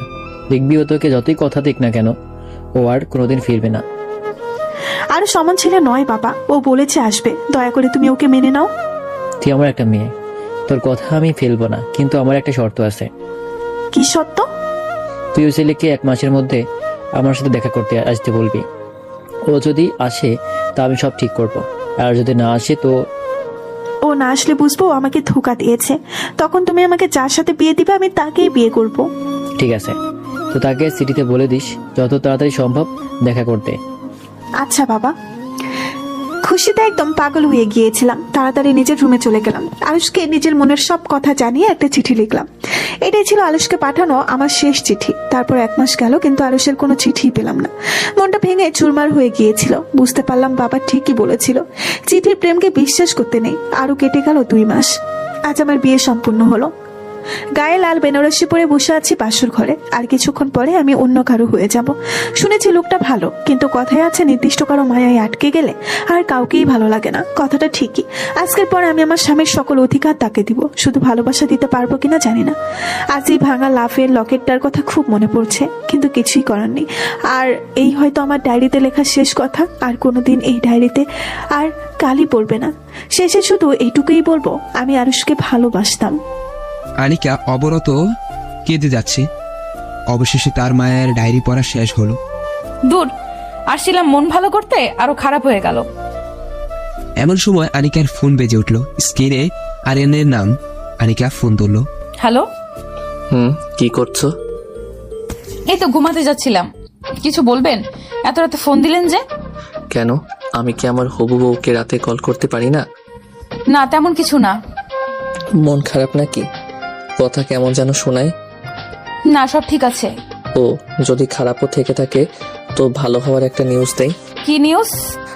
আসলে আমার ছোট বাবা দেশ এসেছে, আর আমি ভাবছি তাকে তোমার কথা বলে তাড়াতাড়ি বিয়েটা করে নিব। ও আচ্ছা, রাখি, ঘুমাবো। যাক বাবা, এটা কি হলো? একটা নিউজ দিলাম অথচ কোনো রিয়াকশনই নেই। ওইদিকে আরিয়ান তো সিদ্ধান্ত নিয়েই নিয়েছে যে আজই তার ছোট বাবাকে আনিকার কথা বলবে। যাই, ছোট বাবাকে সব বলে আসি। এমন সময় আরিয়ান উপরের তালার একটা রুম হতে গানের আওয়াজ পেল। আরিয়ানের আর বুঝতে বাকি রইল না যে তার ছোট বাবা উপরে। সে প্রতিবারই আসলে এভাবে একা একা গান গায়। তার গানের গলা খুব সুন্দর। তার থেকেই আরিয়ান গান শিখেছে। যাই হোক, আরিয়ান অনেকবার জিজ্ঞেস করেছে তাকে এভাবে দেশে ফিরলে রাতের বেলা একা গান কেন গায়, এখনো বিয়ে কেন করেনি ইত্যাদি। কিন্তু আরিয়ানের ছোট বাবা সবসময় সব প্রশ্ন এড়িয়ে চলত। যাই হোক, আরিয়ান ওপরে গেল। রুমে না ঢুকে দাঁড়িয়ে দাঁড়িয়ে গান শুনতে লাগলো। ওয়াও, ছোট বাবা, ইউ রকেট। আরে আরিয়ান, তুই? এই তো এখন এলাম। কিছু বলবি? আসলে তোমাকে আমি ফোনে আনিকার কথা বলেছিলাম। তাকে আমি ভুলতে পারি? তো এখন কি বিয়ে করতে চাস? না মানে আসলে প্রেমটা বিয়ের পর করাই ভালো। আচ্ছা, তুই গিয়ে ঘুমা, আমি কাল দেখছি ব্যাপারটা। তারপর আরিয়ান চলে গেল। আর আরিয়ানের ছোট বাবা আকাশে চাঁদের দিকে তাকিয়ে বলতে লাগলো, ঠিকই বলছিস তুই আরিয়ান। ওদিন যদি আমি আরেকটু আগে পৌঁছাতাম তো আমার জীবনটা সম্পূর্ণ আলাদা হতো। ভালোবাসার মানুষটার সাথে আমার বিয়েটা হতো। সবই কপাল, আল্লাহ নীলা খেলা। জানি না সে কেমন আছে, কিভাবে আছে। শেষে নিজের জীবনের কথা ভেবে একটা তাচ্ছিল্যের হাসি দিল সে, যার পিছনে রয়েছে এক বড় দীর্ঘশ্বাস। আনিকাদের বাসার সামনে দাঁড়িয়ে আছে আরশ। কিছু সময় এভাবে থাকার পর সেখানে সোহেল আসলো। সোহেল অনেক আগে থেকে আরশকে চিনত, কারণ নানান সময় বিনা কারণে সোহেলের বিজনেসে হেল্প করেছে। আর তাই সোহেল যখন শুনল আরশ তার ভাইয়ের ছেলের জন্য আনিকার বিয়ের প্রস্তাব নিয়ে এসেছে, তাই খুশিতে তাকে আমন্ত্রণ জানালো। হ্যাঁ, ঠিক ধরেছেন, আরিয়ানের ছোট বাবাই হলো আয়নার আরশ। আসতে কোনো অসুবিধা হয়নি তো মিস্টার অরুষ? না না, সব ঠিক ছিল। আসুন আসুন, ভিতরে আসুন।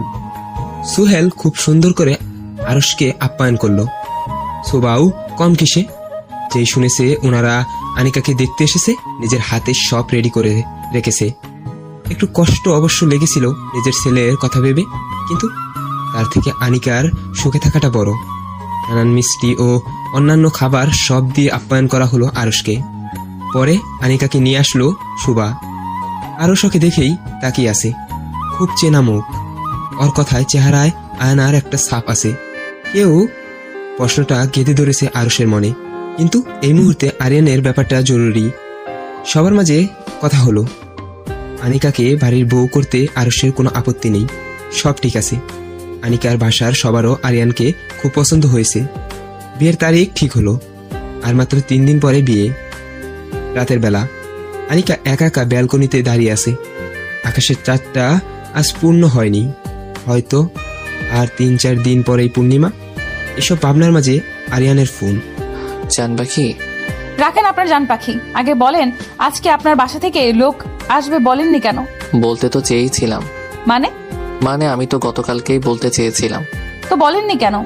তুমি যেই তাড়াহুড়া করে ফোন কেটে দিলে বলার সুযোগ পাইনি। ও আচ্ছা, তো বাই, ঘুমাবো। কাল তোমাকে দেখতে পারবো না। হয়েছে নাকামি, 2 দিন পর থেকে সারা জীবন সহ্য করতে হবে। ঘুমাও, কিন্তু ফোন কেটো না। আচ্ছা। আনিকা ফোনের কাছে রেখেই ঘুমিয়ে গেল। আর আরিয়ানও ওর নিঃশ্বাস আর আওয়াজ শুনতে শুনতে ঘুমিয়ে গেল। অন্যদিকে একা করিডোরে বসে আছে আরশ, আর ভাবছে আয়ানা হয়তো মনে করেছিল আরশকে ধোঁকা দিয়েছে, কিন্তু আজও আয়ানা সত্যিটা জানতে পারল না। এসব ভাবতেই আরশ ডুব দিল অতীতের স্মৃতিতে। ফ্ল্যাশব্যাক। আরশ সেদিন আয়ানার সাথে দেখা করে বাড়িতে এসে জানতে পারে তার আবার বদলি হয়েছে।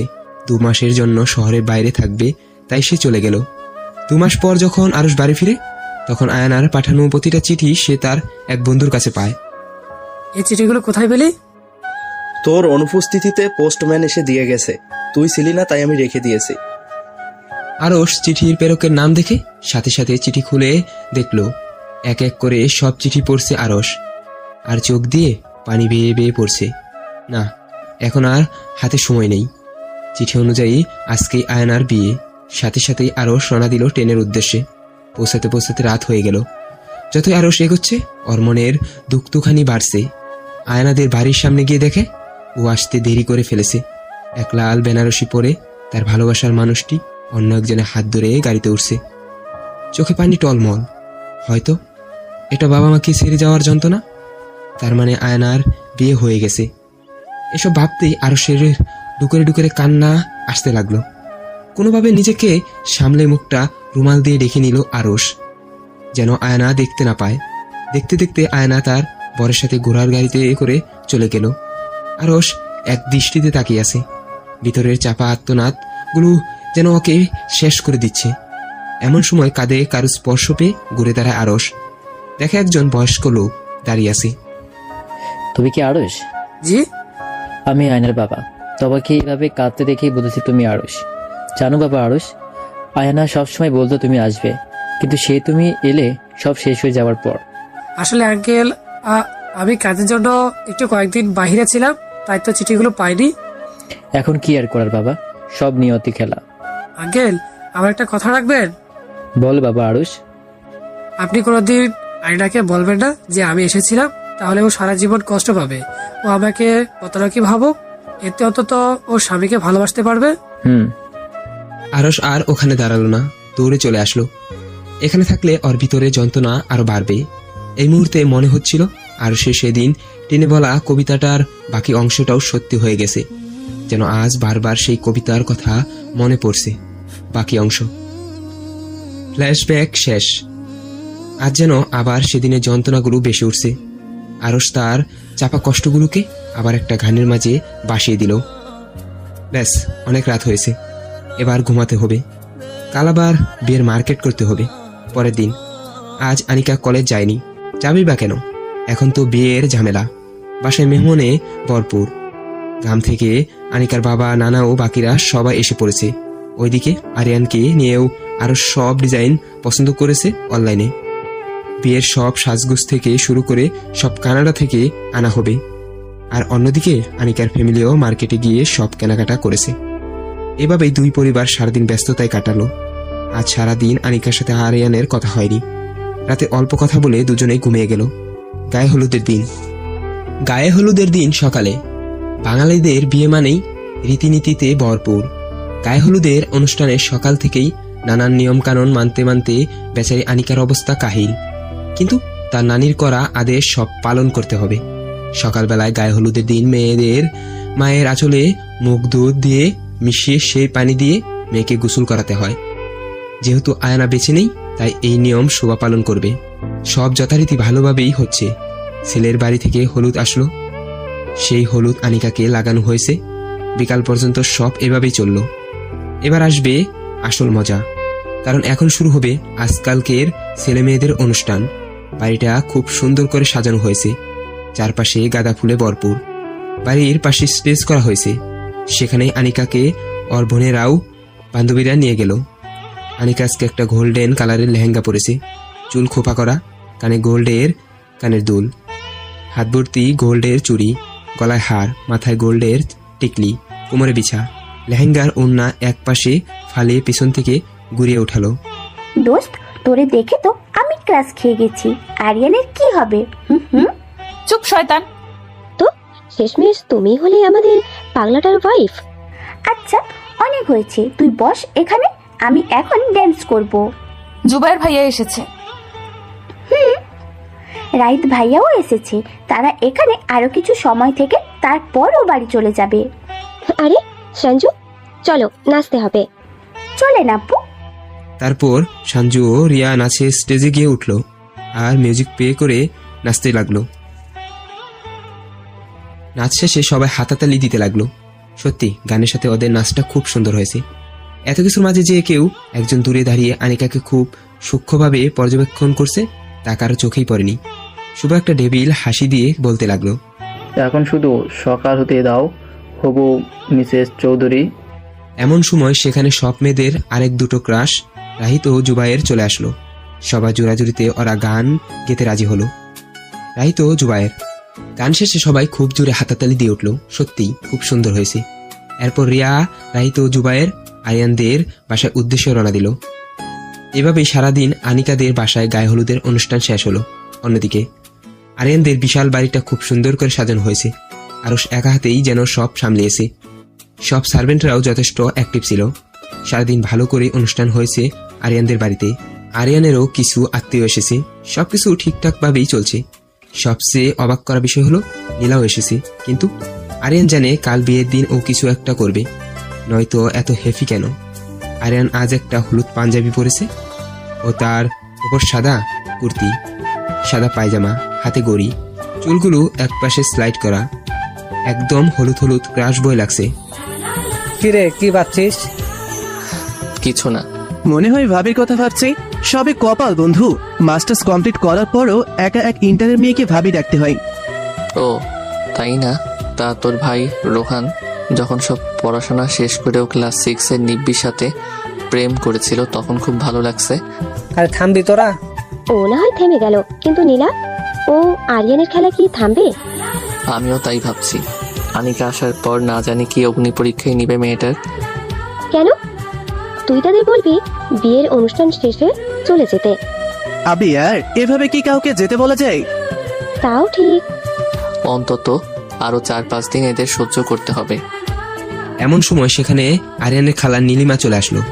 কি রে আরিয়ান, খুব তো খুশি মনে হয় নিজের পছন্দের বিয়ে করতে পেরে। মানে থাক, কিছু বলতে হবে না। কত ইচ্ছা ছিল তোকে আমার মেয়ের জামাই বানাবো, আর তুই? আমিও দেখবো এই মেয়ে কেমন। চিন্তা করবেন না খালা, আনিকা আপনার মেয়ের থেকেও ভালো। হুট করে মুখের উপর রাহিদের বলে দেওয়া কথায় সবাই ওর দিকে চোখ বড় বড় করে তাকিয়ে আছে। কপাল ভালো নীলিমাকে কে যেন ডেকেছে, তাই সে সেই দিকে তাকিয়ে ওর কথা শুনতে পায়নি। তারপর সে চলে গেল। যাই হোক, এভাবেই সারাদিন ভালো করেই সব অনুষ্ঠান শেষ হলো। পরের দিন বিয়ে বাড়ি মানেই জমজমাট। আজও তার ব্যতিক্রম নয়। আনিকাতে বাড়িটা খুব সুন্দর করে সাজানো হয়েছে। চারিপাশে শুধু গোলাপ আর বেলি ফুলের সমাহার। সকাল থেকে বাড়িতে মানুষজনে ভরপুর। সব মেয়েরা সাজসজ্জা নিয়েই ব্যস্ত। আনিকা আজ একটা লাল লেহেঙ্গা শাড়ি পরেছে, 2 হাত ভর্তি চুড়ি, কানে বড় বড় ডায়মন্ডের ঝুমকো, গলায় ছোট থেকে বড় কয়েকটা হার, কপালে একটা ডায়মন্ডের টিকলি, মাথার একপাশে টায়রা, কোমরে স্বর্ণের বিছা। শাড়ি ছাড়াও মাথার উপর একটা গর্জিয়াস পাথরের কাজ করা ওড়না দেওয়া, মুখে ভারী মেকআপ। আনিকা নিজের রুমে বসে আছে, যে যার কাজে ব্যস্ত। সঞ্জু আনিকার বাকি কাজিনরা গেটের কাছে চলে গেছে। সেখানে ফিতা দিয়ে গেট আটকে নানান শরবত ও অন্যান্য সবকিছু রেডি করা হয়েছে। আর কিছুক্ষণের মধ্যে বরযাত্রী মানে আরিয়ানরা চলে আসবে। আনিকা ঘরে বসে নিজের মায়ের ছবিটাতে হাত বোলাচ্ছে আর নীরবে চোখের পানি ফেলছে। প্রতিটা মেয়ের জীবনে এই দিনটা খুব বিশেষ। এই দিন তাদের মায়েরাই তাকে অনুপ্রেরণা যোগায়, নতুন করে নতুন পরিবেশে ঘর বাঁধতে শেখায়। কিন্তু যাদের মা নেই তারা বুঝে এই দিনটায় মায়ের প্রয়োজনীয়তা ঠিক কতটা। এমন সময় ঘরে শুভ আসলো। কি রে, খাবার তো যেমনটা তেমনই রয়ে গেল, কিছু খেয়ে নে। খিদে নেই। বলেই হলো খিদে নেই? এমনিতেই এত জার্নির ঝড়ঝাপটার মধ্যে না খেয়ে থাকলে শরীর খারাপ করবে। প্লিজ জোর করো না, আমার খিদে নেই। কি হয়েছে, মন খারাপ? মায়ের কথা মনে পড়ছে? আনিকা শুভাকে জড়িয়ে ধরে কাঁদতে লাগলো। বোকা মেয়ে, কাঁদিস না, তোর মা তো সব সময় তোর সাথেই আছে। আজ মা থাকলে আমাকে বউয়ের সাথে দেখতো। বোকা মেয়ে, এখনো তো তোর মা তোকে দেখছে, কাঁদিস না। আচ্ছা, আমি তোমাদের ছেড়ে কিভাবে থাকবো? পারবি মা, কাঁদিস না, এত সুন্দর সেজেছিস, কাঁদলে সব নষ্ট হয়ে যাবে। এমন সময় বাহিরে হরগোল এর আওয়াজ পেয়ে শুভা বুঝে গেল আরিয়ানরা চলে এসেছে। আচ্ছা আমি যাই, তুই থাক। শুভা চলে গেল। আনিকা রুমে বসে আছে, ওর খুব পিপাসা পেয়েছে, তাই পাশের পানির গ্লাস থেকে কয়েক ডুব পানি খেয়ে নিল। এমন সময় হঠাৎ ওর মাথা চক্কর দিয়ে উঠল। তারপর অন্যদিকে গেটে আরিয়ানরা সবাই চলে এসেছে, সাথে জুবায়ের, রিয়া, রাহিত ও বাকিরাও আছে। সবাইকে খুব সুন্দর লাগছে। আজ আরিয়ান একটা লাল পাঞ্জাবি পরেছে, তার উপর গর্জিয়াস পাথরের কাজ করা সাদা কুর্তি, সাদা পায়জামা, হাতে রোলেক্স ঘড়ি রেড কালারের, পায়ে বড় জুতো, মাথায় একটা পাগড়ি, জাস্ট ক্রাশ। আসেন দুলা ভাই, আপনার জন্যই বসে আছি। কি বলেন বিয়ান সাহেব, আপনি তো দাঁড়িয়ে আছেন।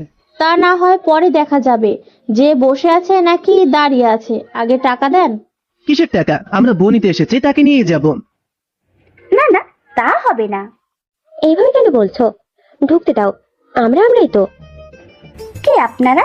এই মুহূর্তে কেউ না, যা চেয়েছি তা দিবেন তো ঢুকতে পারবেন, নইলে না। এভাবে ওদের মাঝে অনেক তর্কাতর্কি হলো। শেষে মেয়ে পক্ষরাই জিতেছে। আরিয়ানরা পুরো ৬,০০০ টাকা দিয়ে পরে ভিতরে ঢুকেছে। সবাই খাওয়া দাওয়া করলো। এর মাঝে হাত ধোয়ার টাকা আর অন্যান্য টাকা তো আছেই, কিন্তু আফসোস ওরা কেউ জুতো চুরি করতে পারেনি। আরিয়ানরা 2 জোড়া জুতা নিয়ে এসেছিল। এখন বিয়ে পড়ানোর সময়, কিন্তু কেন যেন বাসার ভিতরে হরগোল শোনা যাচ্ছে। আরিয়ান বুঝতে পারলো কিছু হয়েছে, তাই ও আর ওর ফ্রেন্ডসরা কোনো মতে লুকিয়ে বাসায় গেল। এভাবে বললেই হলো? জলজন্ত মানুষ একটা কিভাবে হাওয়ায় মিশে গেল? বিশ্বাস করো, ওই এখানেই ছিল, জানি না হঠাৎ করে কোথায় গেল। কি হয়েছে আঙ্কেল? জানি না, আনিকাকে খুঁজে পাচ্ছি না কোথাও।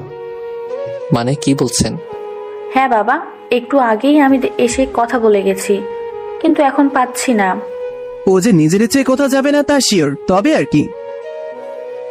মনে হয় কেউ কিডন্যাপ করেছে। আমি জানি ও কোথায়। সবাই চমকে যায় আরিয়ানের কথায়। বাবা, কোথায় আমাদের মেয়ে? সবাই এখানেই থাকবেন, আমরা বাদে কেউ যেন না জানে আনিকা নেই। সব স্বাভাবিকভাবেই হওয়া চাই। আর সকলকে বলবেন বিয়ের রুমে পড়ানো হচ্ছে। কিন্তু আপনারা বসুন, আমি ওকে নিয়ে আসছি। একথা বলে আরিয়ান আর এক মুহূর্তেও সেখানে দাঁড়ালো না, নিজের মোবাইলটার সাথে নিয়ে বেরিয়ে গেল। অন্যদিকে একটা বন্ধ অর্ধেক তৈরি হওয়া বিল্ডিং এর 6 তলায় হাত পা বাঁধা অবস্থায় বসে আছে আনিকা, আর সামনে ঢেবিল স্মাইল দিয়ে হাঁটু গেড়ে বসে আছে শুভ। হ্যাঁ, শুভই ওকে বিয়ে বাড়ি থেকে তুলে এনেছে। কি হলো সুইটার, এখনো জ্ঞান পেয়েছে না তোমার? আনিকা টিপ টিপ করে চোখ মেলল। ধীরে ধীরে ওর কাছে সব পরিষ্কার লাগছে। ছি, তুমি এতটা নীচ। আমি ভেবেছিলাম সেদিন তোমার শিক্ষা হয়েছে, কিন্তু তুমি। শিক্ষা তো হয়েছে, আরো হবে, কিন্তু আমার না তোর। তুই প্লিজ ভাইয়া, আমাকে যেতে দাও। বিয়ে বাড়িতে মেয়েকে না পাওয়া গেলে সবাই খুব বাজে মন্তব্য করবে। তাতে আমার সেরা গেল। কেন করছো এসব? তোকে পাওয়ার জন্য, খুব ভালোবাসি তোকে তাই। থু, তোমার এই নোংরা মনোভাবকে তুই ভালোবাসা বলিস? তো যা বলার বল। তুই একটা জানোয়ার। তো জানোয়ারের মতো কিছু করি? একথা বলেই যেই না শুভ আনিকা স্পর্শ করবে, ধুম করে এক ঘুষি খেল। যা ভেবেছিলাম তাই। শুভ তো পুরাই অবাক। আরিয়ান এই জায়গার কথা জানলো কিভাবে? তার চেয়ে বড় কথা হলো সাথে পুলিশের গাড়ি। চাইলে তোকে এখানেই মারতে পারতাম, কিন্তু টাইম নেই। বাই, পরে দেখা হবে।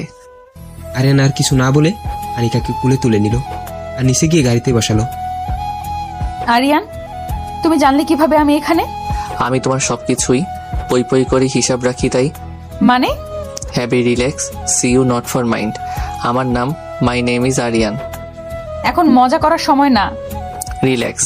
আমি চাই না আমার বউ মন মারা হয়ে বিয়ের পিড়িতে বসুক। দূর, তোমার সাথে কথা বলাই ফাও। হয়তো। তারপর আরিয়ান কিছুক্ষণ ডাইভ করে বাসায় চলে আসলো। পিছনে দরজা দিয়ে ভিতরে গেল যেন কেউ না দেখে। অতঃপর কাজী বিয়ে পড়ালো। আরিয়ানকে কবুল বলতে বলার আগেই ও চিল্লিয়ে চিল্লিয়ে আলহামদুলিল্লাহ বলা শুরু করে দিয়েছে। তা দেখে রাহিত ইচ্ছামতো পচিয়েছে। যাই হোক, অবশেষে সঠিকভাবে বিয়ে সম্পূর্ণ হলো। বিদায়ের সময়। এই সময় সাধারণত মেয়েরা খুব কাঁদে, কিন্তু কেন জানি আনিকা কাঁদছে না। ঠিকই তো, ও তো ওর মনের মানুষকে বিয়ে করতে পেরেছে, তবে ও কাঁদবেই বা কেন? কিন্তু কি আর করার, এখন তো ভদ্রতার খাতিরে হলেও একটু কাঁদতে হয়। এমনটা না যে ওর মন খারাপ না, মন খারাপ কিন্তু ততটাও না। দোস্ত একটু কান্না কর। কান্না আসতেছে না তো। ভদ্রতার খাতিরে হলেও একটু কাঁদো বোন। মনে কর তোর মা এখানে, এবার কাঁদ। একথা বলতে দেরি না, আনিকা চিল্লাতে চিল্লাতে শেষ। মনে হয় এ যেন এক মরা কান্না। সবাই অবাক যে মেয়ে কিছুক্ষণ আগেও ঠিক ছিল, হঠাৎ হলো কি? যাই হোক, কান্নাকাটি শেষ করে সকলে ও বাড়ি উদ্দেশ্যে রওনা দিল। সাঞ্জু যাবে আনিকার সাথে ও বাড়ি, ফিরা নায়রিতে আনিকার সাথে আবার চলে আসবে। এভাবে ওরা রওনা দিয়ে আরিয়ানদের বাসায় চলে আসলো, ইন্দা চৌধুরী হাউস। আরিয়ানদের বাড়িটা খুব বড়। বাড়িটার চারপাশে বিশাল বাউন্ডারি সহ পুরো বাড়িটা গোলাপ ও বেলি দিয়ে সাজানো। আরিয়ান গাড়ি থেকে নামলো, তারপর আনিকাকে নিয়ে বাড়ির ভিতরে গেল। আরশও খুব ভালো করে ওদের আপ্যায়ন করলো। কিছুক্ষণ এর মাঝেই সন্ধ্যা পেরিয়ে রাত হয়ে গেল, রাত 12:30। আরিয়ানের রুমে বিছানায় লম্বা ঘুমটা টেনে বসে আছে আনিকা। রুমটার ভিতর ফুলের গ্রানে মোমো করছে। খাটের চারপাশে ছোট ছোট মোমবাতি ও গোলাপের পাপড়ি ছিটিয়ে সাজিয়ে রাখা হয়েছে। এসব অবশ্য সাঞ্জুও রিয়াই করেছে। তার বদলে বাসর ঘরে ঢুকার আগে আরিয়ানা থেকে মোটা অঙ্কের টাকাও হাতিয়েছে। কিছুক্ষণের মধ্যে আরিয়ান আসলো। হা করে তাকিয়ে আছে আরিয়ান। এই মোমবাতির আলোতে অপূর্ব লাগছে আনিকাকে। আনিকা বুঝতে পারলো আরিয়ান এসেছে, গিয়ে আরিয়ানকে সালাম করলো। পরে আবার বসলো। তো আমাদের বিবাহিত জীবনের রাত শুরু হলো। তুমি কিন্তু এখনো বলনি যে আমি কোথায় কিভাবে জানলে। এইটার জন্য। একথা বলে আরিয়ান আনিকার কোমর ধরে নিজের সাথে মিশিয়ে নিল। আনিকা একটু কেঁপে উঠল। আরিয়ান কপালে হালকা একটা চুমা দিয়ে কোমর থেকে বিছাটা খুলে নিল। আমি জানতাম শুভ এমন কিছু করবে, তাই এইটাতে একটা ডিভাইস কানেক্ট করে দিয়েছিলাম। ও, আশা করি এখন আর তোমার মনে কোনো প্রশ্ন নেই, থাকলে করতে পারো। না। I love you so much. আজকের রাতটা আমাদের ভালোবাসার সাক্ষী হয়ে থাকবে। আকাশের ওই পূর্ণিমার চাঁদের আলোই বলে দিবে তোমার আমার মনের ভালোবাসার কথা। আরিয়ান আলতো করে ওকে কাছে টেনে নিল। বাকিটা নিজের বাসর ঘরে জানবেন, তাই তাড়াতাড়ি বিয়ে করুন ও আমাকে দাওয়াত দিন। এভাবেই রাতটা কেটে গেল। পরের দিন আজ একদম সকালে ঘুম ভেঙে গিয়েছে আনিকার। আরিয়ানের শার্ট পরে বারান্দায় দাঁড়িয়ে বাতাস উপভোগ করছে সে। এমন সময় পিছন থেকে কেউ জড়িয়ে ধরে তাকে। উঠে গেছো? তুমি এত তাড়াতাড়ি কেন উঠছো? আমি তো ভাবছিলাম তোমার উঠতে আরো দেরি হবে। এমনি ঘুম ভেঙে গেল, ভাবলাম একটু ফ্রেশ এয়ার নেই। সবই তো ঠিক আছে, কিন্তু ম্যাডাম আপনি তো শুধু শার্ট পরে আছেন। ইস, খেয়াল ছিল না। আচ্ছা যাই আমি গোসল করতে। আমিও যাই, চলো। কেন? বিয়ের পর বউর সাথে গোসল করলে ডিপ্রেশন কমে যায়। বাণীতে ফারাজ করিম চৌধুরী। ওনার তো আর খেয়ে দেয়ে কাজ নেই, এসব ফালতু বক্তব্য দিবে। আগে চলো। একথা বলে আরিয়ান ওকে কুলে নিয়ে চলে গেল। দুজনে ফ্রেশ হয়ে রেডি হয়ে নিল। তারপর নিচে চলে আসলো। নিচে আসতেই দেখে রান্নাঘরে নীলিমা দাঁড়িয়ে আছে। আরিয়ান জানে এখন সে এই 4 দিন শুধু শুধু আনিকার পিছনে লাগবে। আনিকা অবশ্য কম না। আসসালামু আলাইকুম। ওয়ালাইকুম আসসালাম। তা এখন সময় হলো তোমার ওঠার? আসলে আমি আগেই উঠেছিলাম, আরিয়ানের জন্য দেরি হয়েছে। হয়েছে, বিয়ে শুধু তুমি করনি, আমরাও করেছি। এসব আদিখ্যাতা বাদ দাও। আপনাদের আদিমকালের বিয়ে আর আভার বিয়ে কি এক হলো? মেয়ের কথা শোনো, প্রথম দিন এসেই কিভাবে তর্ক করছে। আমার মেয়েটা তো তোমার থেকে 1000 গুণে ভালো। আল্লাহ জানি কোন কালো জাদু করছো। তবে তোমার মেয়েকেও বলো কালো জাদু করতে, এতে অন্তত ওকে আমার সহ্য হবে। এই মেয়ে হাসবে না। আর তুই মেয়েদের মাঝে কথা বলছিস কেন? আমার বউকে কেউ কিছু বললে তো আমি বলবোই। হাই হাই হাই, ছেলের কথা শোনো। একদিনের মধ্যেই বশ করে ফেলেছে। তোদের নিয়ে তোরাই থাক। আচ্ছা থাকবো, এমনিতেই তো এটা ওর বাড়ি, তুমি আর নীলা তো মেহমান। শোনো মেয়ে, বাড়ির বউ হিসেবে আজ তুমি সবার জন্য কিছু রান্না করবে, এটা নিয়ম। আচ্ছা করব। বাহ, একবারই রাজি হয়ে গেলে যে। আমি তো আর নীলা না যে কিছু রাখতে পারি না।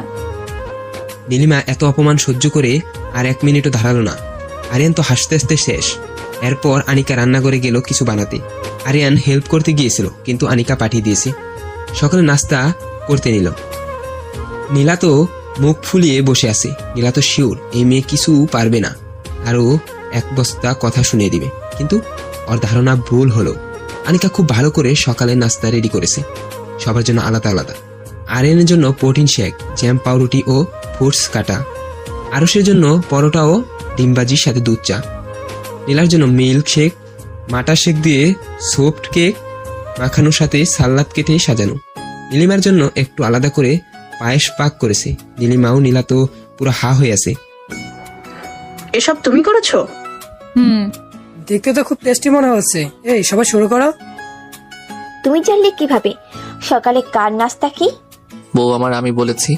খালা পায়েস কেমন হয়েছে? ভালোই তো, একটু চিনি বেশি হয়েছে। তা আমার জন্য পায়েস কেন? আসলে আমি খুব তেতো তো, আপনার মুখে মিষ্টির দরকার, তাই বেশি চিনি দিয়ে পায়েস করলাম। সবাই হেসে দিল। নীলিমার আগে আর কিছু বলল না। খাওয়া শেষে আরস জোর করে আনিকাকে কিছু বকশিস দিল আর বলল একটু পর রেডি হয়ে নিতে। দুপুরে রেডি হয়েছো? তাড়াতাড়ি চলো, ছোট বাবা গাড়ি নিয়ে ওয়েট করছে। এই তো হয়ে গেছে। বাহ, আভার বউকে তো চিনলামই না। আসো বেব। এই দূরে থাকেন, এখন যেতে হবে, চলেন। আনিকা একটা ব্রাইডাল গাউন পরেছে, লো কালারের, হাতে ব্যাসলাইট, চুল ব্রাইডাল স্টাইলে খোপা করা, মাথার একপাশে ছোট একটা ডায়মন্ডের টাইরা, কানে বড় বড় বাহুবলী, গলায় একটা লকেট।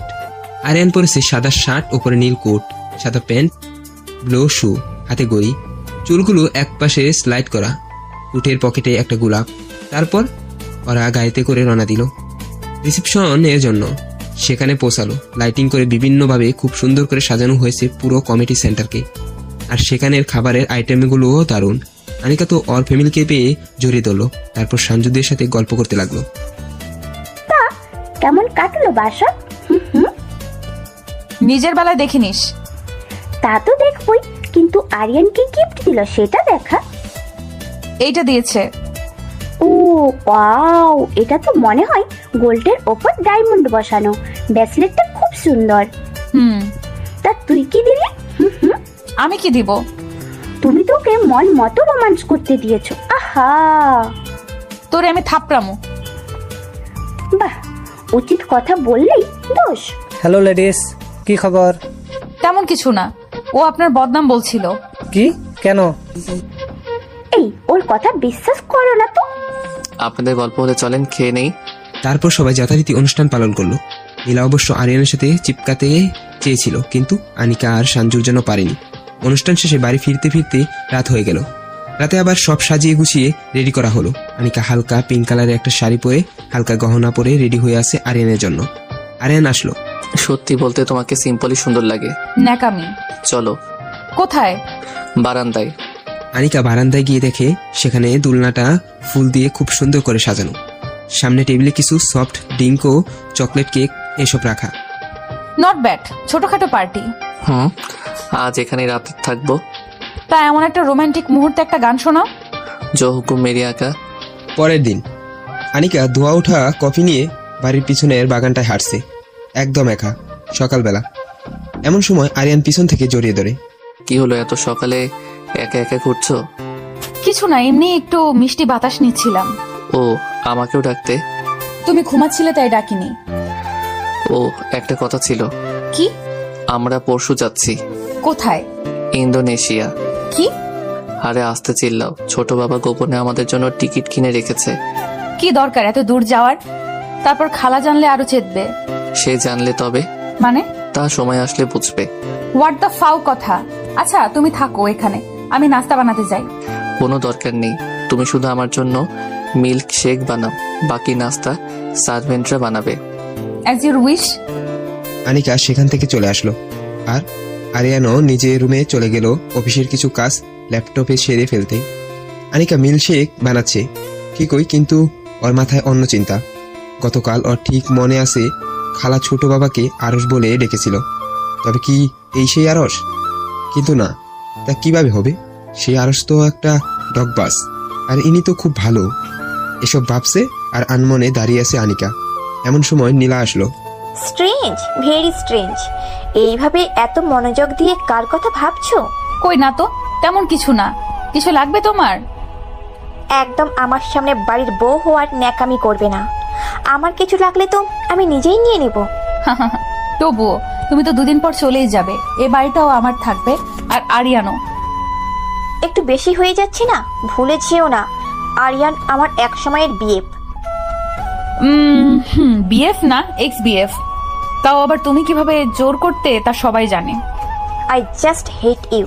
এবার তুমি আসতে পারো মিস মোহমান। নীলা এত অপমান সহ্য করতে না পেরে চলে গেল।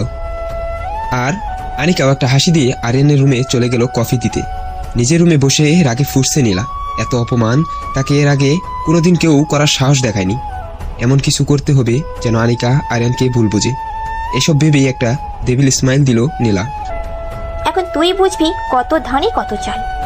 আরশ খুব সুন্দর করে গানটা শেষ করলো। আনিকা এতক্ষণ দাঁড়িয়ে থেকে গানটা শুনছিল। বাবা আসবো? এটা আবার জিজ্ঞেস করা কি আছে? আসো মা। আপনার চা। খুব ভালো হয়েছে। আপনি তো খুব সুন্দর গান করেন। ওই একটু গাই আর কি। তাই তো বলি, আরিয়ান এত সুন্দর গান গায় কিভাবে? আপনার কাছ থেকেই পেয়েছে। ওই একটা সময় গেতাম একজনের জন্য। আল্লাহ, নামটা যেন আয়না না হয়, তবে তার প্রতি আমার এক ঘৃণা জমে যাবে। ইটস পার্সোনাল, পরে কখনো বলবো। ও, আমার ছেলে মেয়েরা যাবে, তা ভালো জায়গায় হওয়া দরকার। খুব ভালো চয়েস আপনার। তাছাড়া এখন নাকি সেখানে শীত। যাই হোক, টিকিট কি পেয়েছো? পেয়েছি বাবা, কিন্তু এইসবের কি দরকার ছিল? অবশ্যই দরকার ছিল। এখনকার দিনে বিয়ের পর ঘুরতে যাওয়াটা একটা অভ্যাস ছেলে মেয়েদের। আমাদের সময় এসব ছিল না। তো কেমন ছিল? আমরা তো চিঠিতে কথা বলতাম, ট্রেনে করে ঘুরতে যেতাম। বিয়ের পর ঘুরতে তো দূর, বড়দের সামনে বউয়ের সাথে কথা বলতাম না। হোয়াট? নিজের বউয়ের সাথে কথা বলতেও বাধা? আর কত কি। তা আপনি কেন বিয়ে করলেন না কখনো? কাউকে কষ্ট দিয়েছি, একটা ছোট ভুলের পরিণাম সারাটা জীবন ভুগছি। ও আচ্ছা বাবা, আপনি থাকুন, আমি রুমে যাই। যাও মা। আনিকা আর সেখানে থাকলো না, চলে আসলো। মনে শুধু একটাই প্রশ্ন, কে সে যার জন্য ছোট বাবা পুরোটা জীবন একা কাটিয়ে দিচ্ছে? সে হয়তো খুব ভাগ্যবতী। এসব ভাবতে ভাবতেই নিজের রুমে চলে এলো আনিকা। এসে দেখে রুমের অবস্থা পুরো বস্তি বানিয়ে রেখেছে আরিয়ান কাপড় চোপড় দিয়ে। এসব কি আরিয়ান? সব এখনই রেডি করো যান। তা তুমি রুমের 12টা বাজিয়ে দিলে। আরে রাখো, আমি তো খুব খুশি। মন মতো রোম্যান্সও করতে পারবো, কেউ বাধা দিবে না। পাগল একটা। আর তোমার জন্য এই গিফটটা। কোনটা? এই যে। ও ওয়াও, এত সুন্দর গোল্ডেন কালারের শাড়ি। এই শাড়িটা সেখানে গিয়ে পরবে, আর সেদিন পরবে যেদিন তুমি সম্পূর্ণ আমার। আর কিছু শীতের কাপড়ও নিয়ে নিও, এখন সেখানে শীত। আচ্ছা।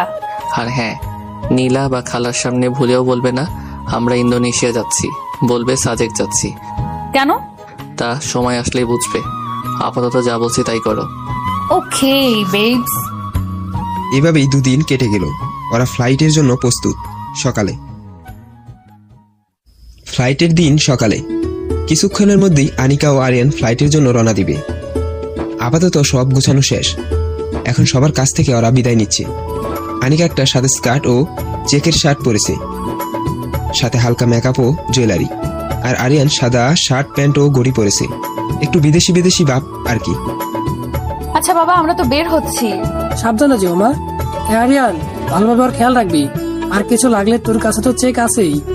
কোনো চিন্তা করো না ছোট বাবা, সব ঠিক হবে। আমি পৌঁছে কল করব। আচ্ছা, টেনশন করবো না। বাবা, আপনার ওষুধ ঠিক টাইমে মতো খাবেন। বাবা রে বাবা, আজকালকার ছেলে মেয়েদের কি ঢং, হানিমুনে যেতে হয়। কি করবে বলো, তোমাদের আদিম যুগ আর আমাদের যুগ তো এক না। তবু তোমার তো ঢং একটুই বেশি। কি আর করার, তুই বিয়ে ছাড়া এত ছেলেকে নিয়ে ঘুরলি, আমি কি আমার বউয়ের সাথেও যাবো না? সবার সামনে এভাবে মুখের উপর জবাব পেয়ে নীলা ও নীলিমা দুজনেই চুপ হয়ে গেল। আরিয়ান ও আনিকা সবার কাছ থেকে বিদায় নিয়ে চলে গেল ইন দা প্লেনে। I am so happy Aryan, আমি ফার্স্ট প্লেনে উঠলাম। আরো তো চমক বাকি, আগে ওই দেশে চলো। তুমি এর আগেও এসেছিলে। প্লেনে তো আমি আরো অনেকবার উঠে অনেক দেশে গিয়েছি, কিন্তু ইন্দোনেশিয়া এই ফার্স্ট। উফ, আচ্ছা এখানে কি বরফের বৃষ্টি হয়? হবে হয়তো। এই এয়ারক্রাফট জানি কি বললো? বলছে ঘুমাও। দূর, ফান করো না। আসল মজা তো সেখানে গিয়ে হবে হানিমুনে।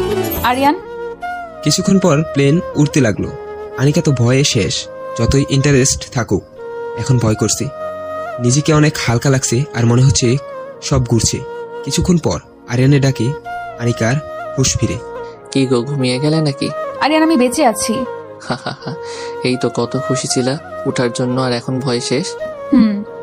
যাই হোক, ওঠার সময় শুধু এমন হয়, এখন পুরো সময় শুধু এনজয় করো, বাহিরে তাকাও। আনিকা নিচে তাকালো আর দেখি হা হয়ে গেল। মেঘগুলোকে তুলোর মতো মনে হচ্ছে। একটু একটু ঘরবাড়িও মানুষ দেখা যায়। ঘরবাড়িগুলো ম্যাচ বক্সের মতো, আর মানুষ, গরু, এগুলো পিঁপড়ার দল। আনিকা তো খুব হ্যাপি। এভাবে একটা সুন্দর অ্যাডভেঞ্চারের মাঝেই ওরা পৌঁছে গেল ইন্দোনেশিয়া। ইন্দোনেশিয়া। আনিকা খুব আনন্দ নিয়েই বিদেশের মাটিতে পা রাখলো। চারপাশটা দেখছে। এয়ারপোর্ট যদি এত সুন্দর না হয়, জানি দেশটা কত সুন্দর হবে। এয়ারপোর্টের বাইরে এসে ভালো করে সব জায়গা দেখতে লাগলো। আরিয়ান, এত সুন্দর জায়গা হয়? এটা তো কিছুই না, তুমি হোটেলে গিয়ে এর আশেপাশের জায়গায় চলো। এখনই চলে যাব, আগে একটু ঘুরে। না, এখন জার্নি করে এসেছি, পরে। এখন চলো হোটেলে যাই। আরিয়ান একটা গাড়ি নিয়ে হোটেলের উদ্দেশ্যে রওনা দিল। সারা পথ আনিকা ছবি তুলতে তুলতে শেষ। আরিয়ান তো ওর কাণ্ড দেখে শুধু হাসছে। অবশেষে গাড়ি হোটেলের সামনে গিয়ে থামলো। এ যেন এক বিশাল হোটেল। আনিকা তো হোটেলের উপর ক্রাশ খেয়ে গিয়েছে। এত সুন্দর চারপাশটা। এরকম হোটেল শুধু টিভিতে দেখা যায়। চলো ভেতরে যাই। চলো। ওরা ভিতরে গেল। হোটেলটা ভিতরে খুব সুন্দর। দুপাশ থেকে ঘুরিয়ে একটা আলাদা স্টাইলে সিঁড়ি দেওয়া। অনেক বড় হলো রুম। পাশেই রিসেপশন সেন্টার। আরিয়ান গিয়ে সেখানে বসা মেয়েটার সাথে কথা বলে তাদের রুমের চাবিটা নিয়ে এলো। ওরা ওদের রুমে গেল। আনিকা তো পুরো অবাক। ও ভেবেছিল কি আর এখানে কি, এটা রুম নাকি গার্ডেন। ভিতরে কাগজের ফুল ও গাছ দিয়ে এমনভাবে ডেকোরেশন করা যেন দেখলে মনে হবে রিয়েল। তারপর বেডের চারপাশে গাছ, করে ছোট ছোট কতগুলো টব, প্রত্যেকটাকেই নকল ফুল ও ছোট ছোট গাছের সমাহার। আরিয়ান, এসব কি? এই হোটেলটাকে সবাই গ্রিন কস্ট হোটেল বলে। এর বাহিরে একরকম, ভিতরে আরেক। ওয়াও। এই হোটেলের প্রতিটা রুমে এভাবে ফুল গাছ দিয়ে সাজানো। এক সেকেন্ড, এই বেডে কি? দেখো কি। এই আস্তে চিল্লাও, কি হয়েছে? টিকটিকি তেলাপোকা। আর এইগুলো নকল। জায়গাটাকে যেন রিল মনে হয়, তাই অনেক জায়গায় নকল পোকা রাখা। ধুর, এটা কোনো কথা? যাই হোক, রাত হয়ে যাচ্ছে, লাইট জ্বালাও। আচ্ছা। এই দাঁড়াও, কি করছো? তুমিই তো বললে লাইট জ্বালাতে। এত সুন্দর জায়গার সৌন্দর্য এই বড় লাইট জ্বালালে নষ্ট হবে। একথা বলে আরিয়ান রুমের লাইট অফ করে দিল আর সকল টপের ভিতর থাকা একটা করে লাইট জ্বালিয়ে দিল। এখন যেন পুরো রুমের লুকটাই বদলে গিয়েছে। খুব সুন্দর লাগছে। সব টপে রং বেরঙের লাইট। এই হোটেলের মালিককে বিয়ে করতে চাওয়া আমার অবুঝ মন। কি? কিছু না, আমি গোসল করতে গেলাম। আমিও যাব। এই, এখন এটা কোনো টাইম না, আমি ক্লান্ত, গোসল করে ঘুমাবো। দূর, মেয়ে বলে কি, হানিমুনে এসে কেউ ঘুমায় নাকি? আনিকার কথা না বলে সুজা জামা নিয়ে গোসলখানায় চলে গেল। আরিয়ানও জোর করে ঢুকেছে। আরিয়ান, না, বুঝছি, তোমারে বলে লাভ নেই। এভাবে ওরা গোসল করে ডিনার শেষ করে ঘুমিয়ে যায়। পরের দিন নিজের রুমে বসে রাগে গজগজ করতে নীলা। কেউ ওকে এভাবে বোকা বানালো আর ও বুঝতেও পারলো না। লাইফে ফার্স্ট টাইম ওর সাথে এমন হয়েছে। ছাড়বো না ওদের আমি।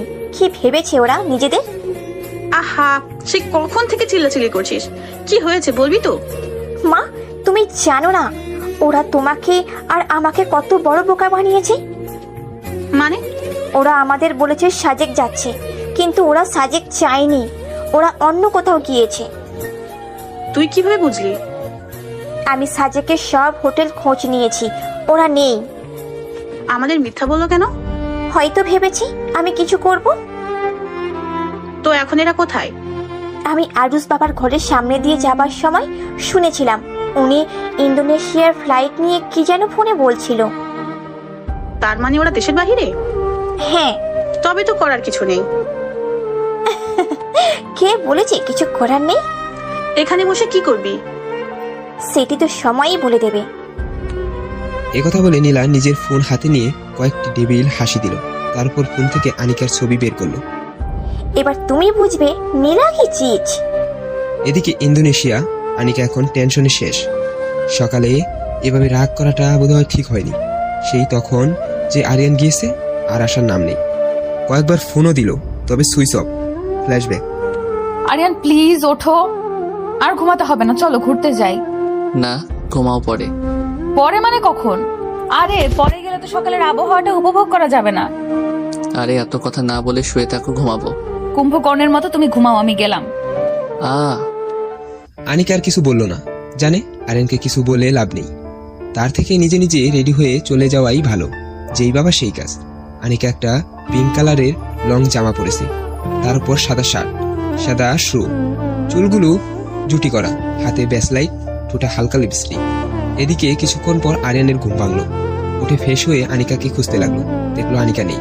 কিছুক্ষণ খোঁজার পর আনিকাকে না পেয়ে আরিয়ানের টেনশন, মেজাজটা গরম হয়ে গেল।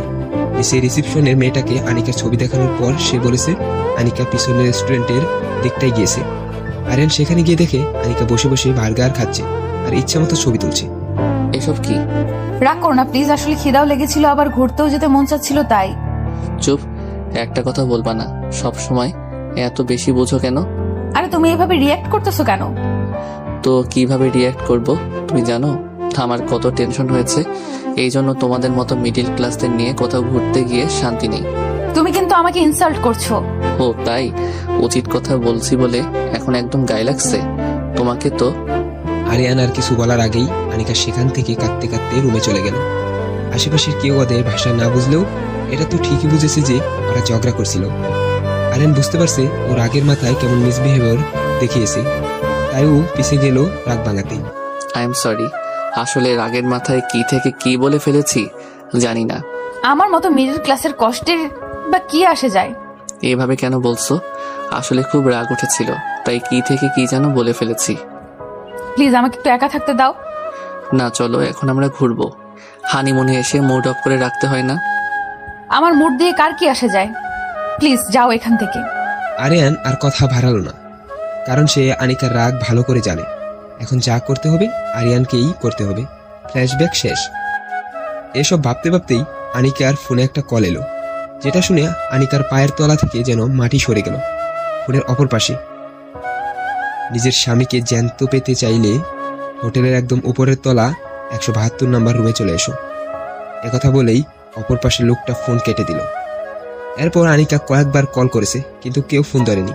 ভয়ে আনিকার হাত পা কাঁপছে। কে করবে এসব? নীলা নাকি শুভ?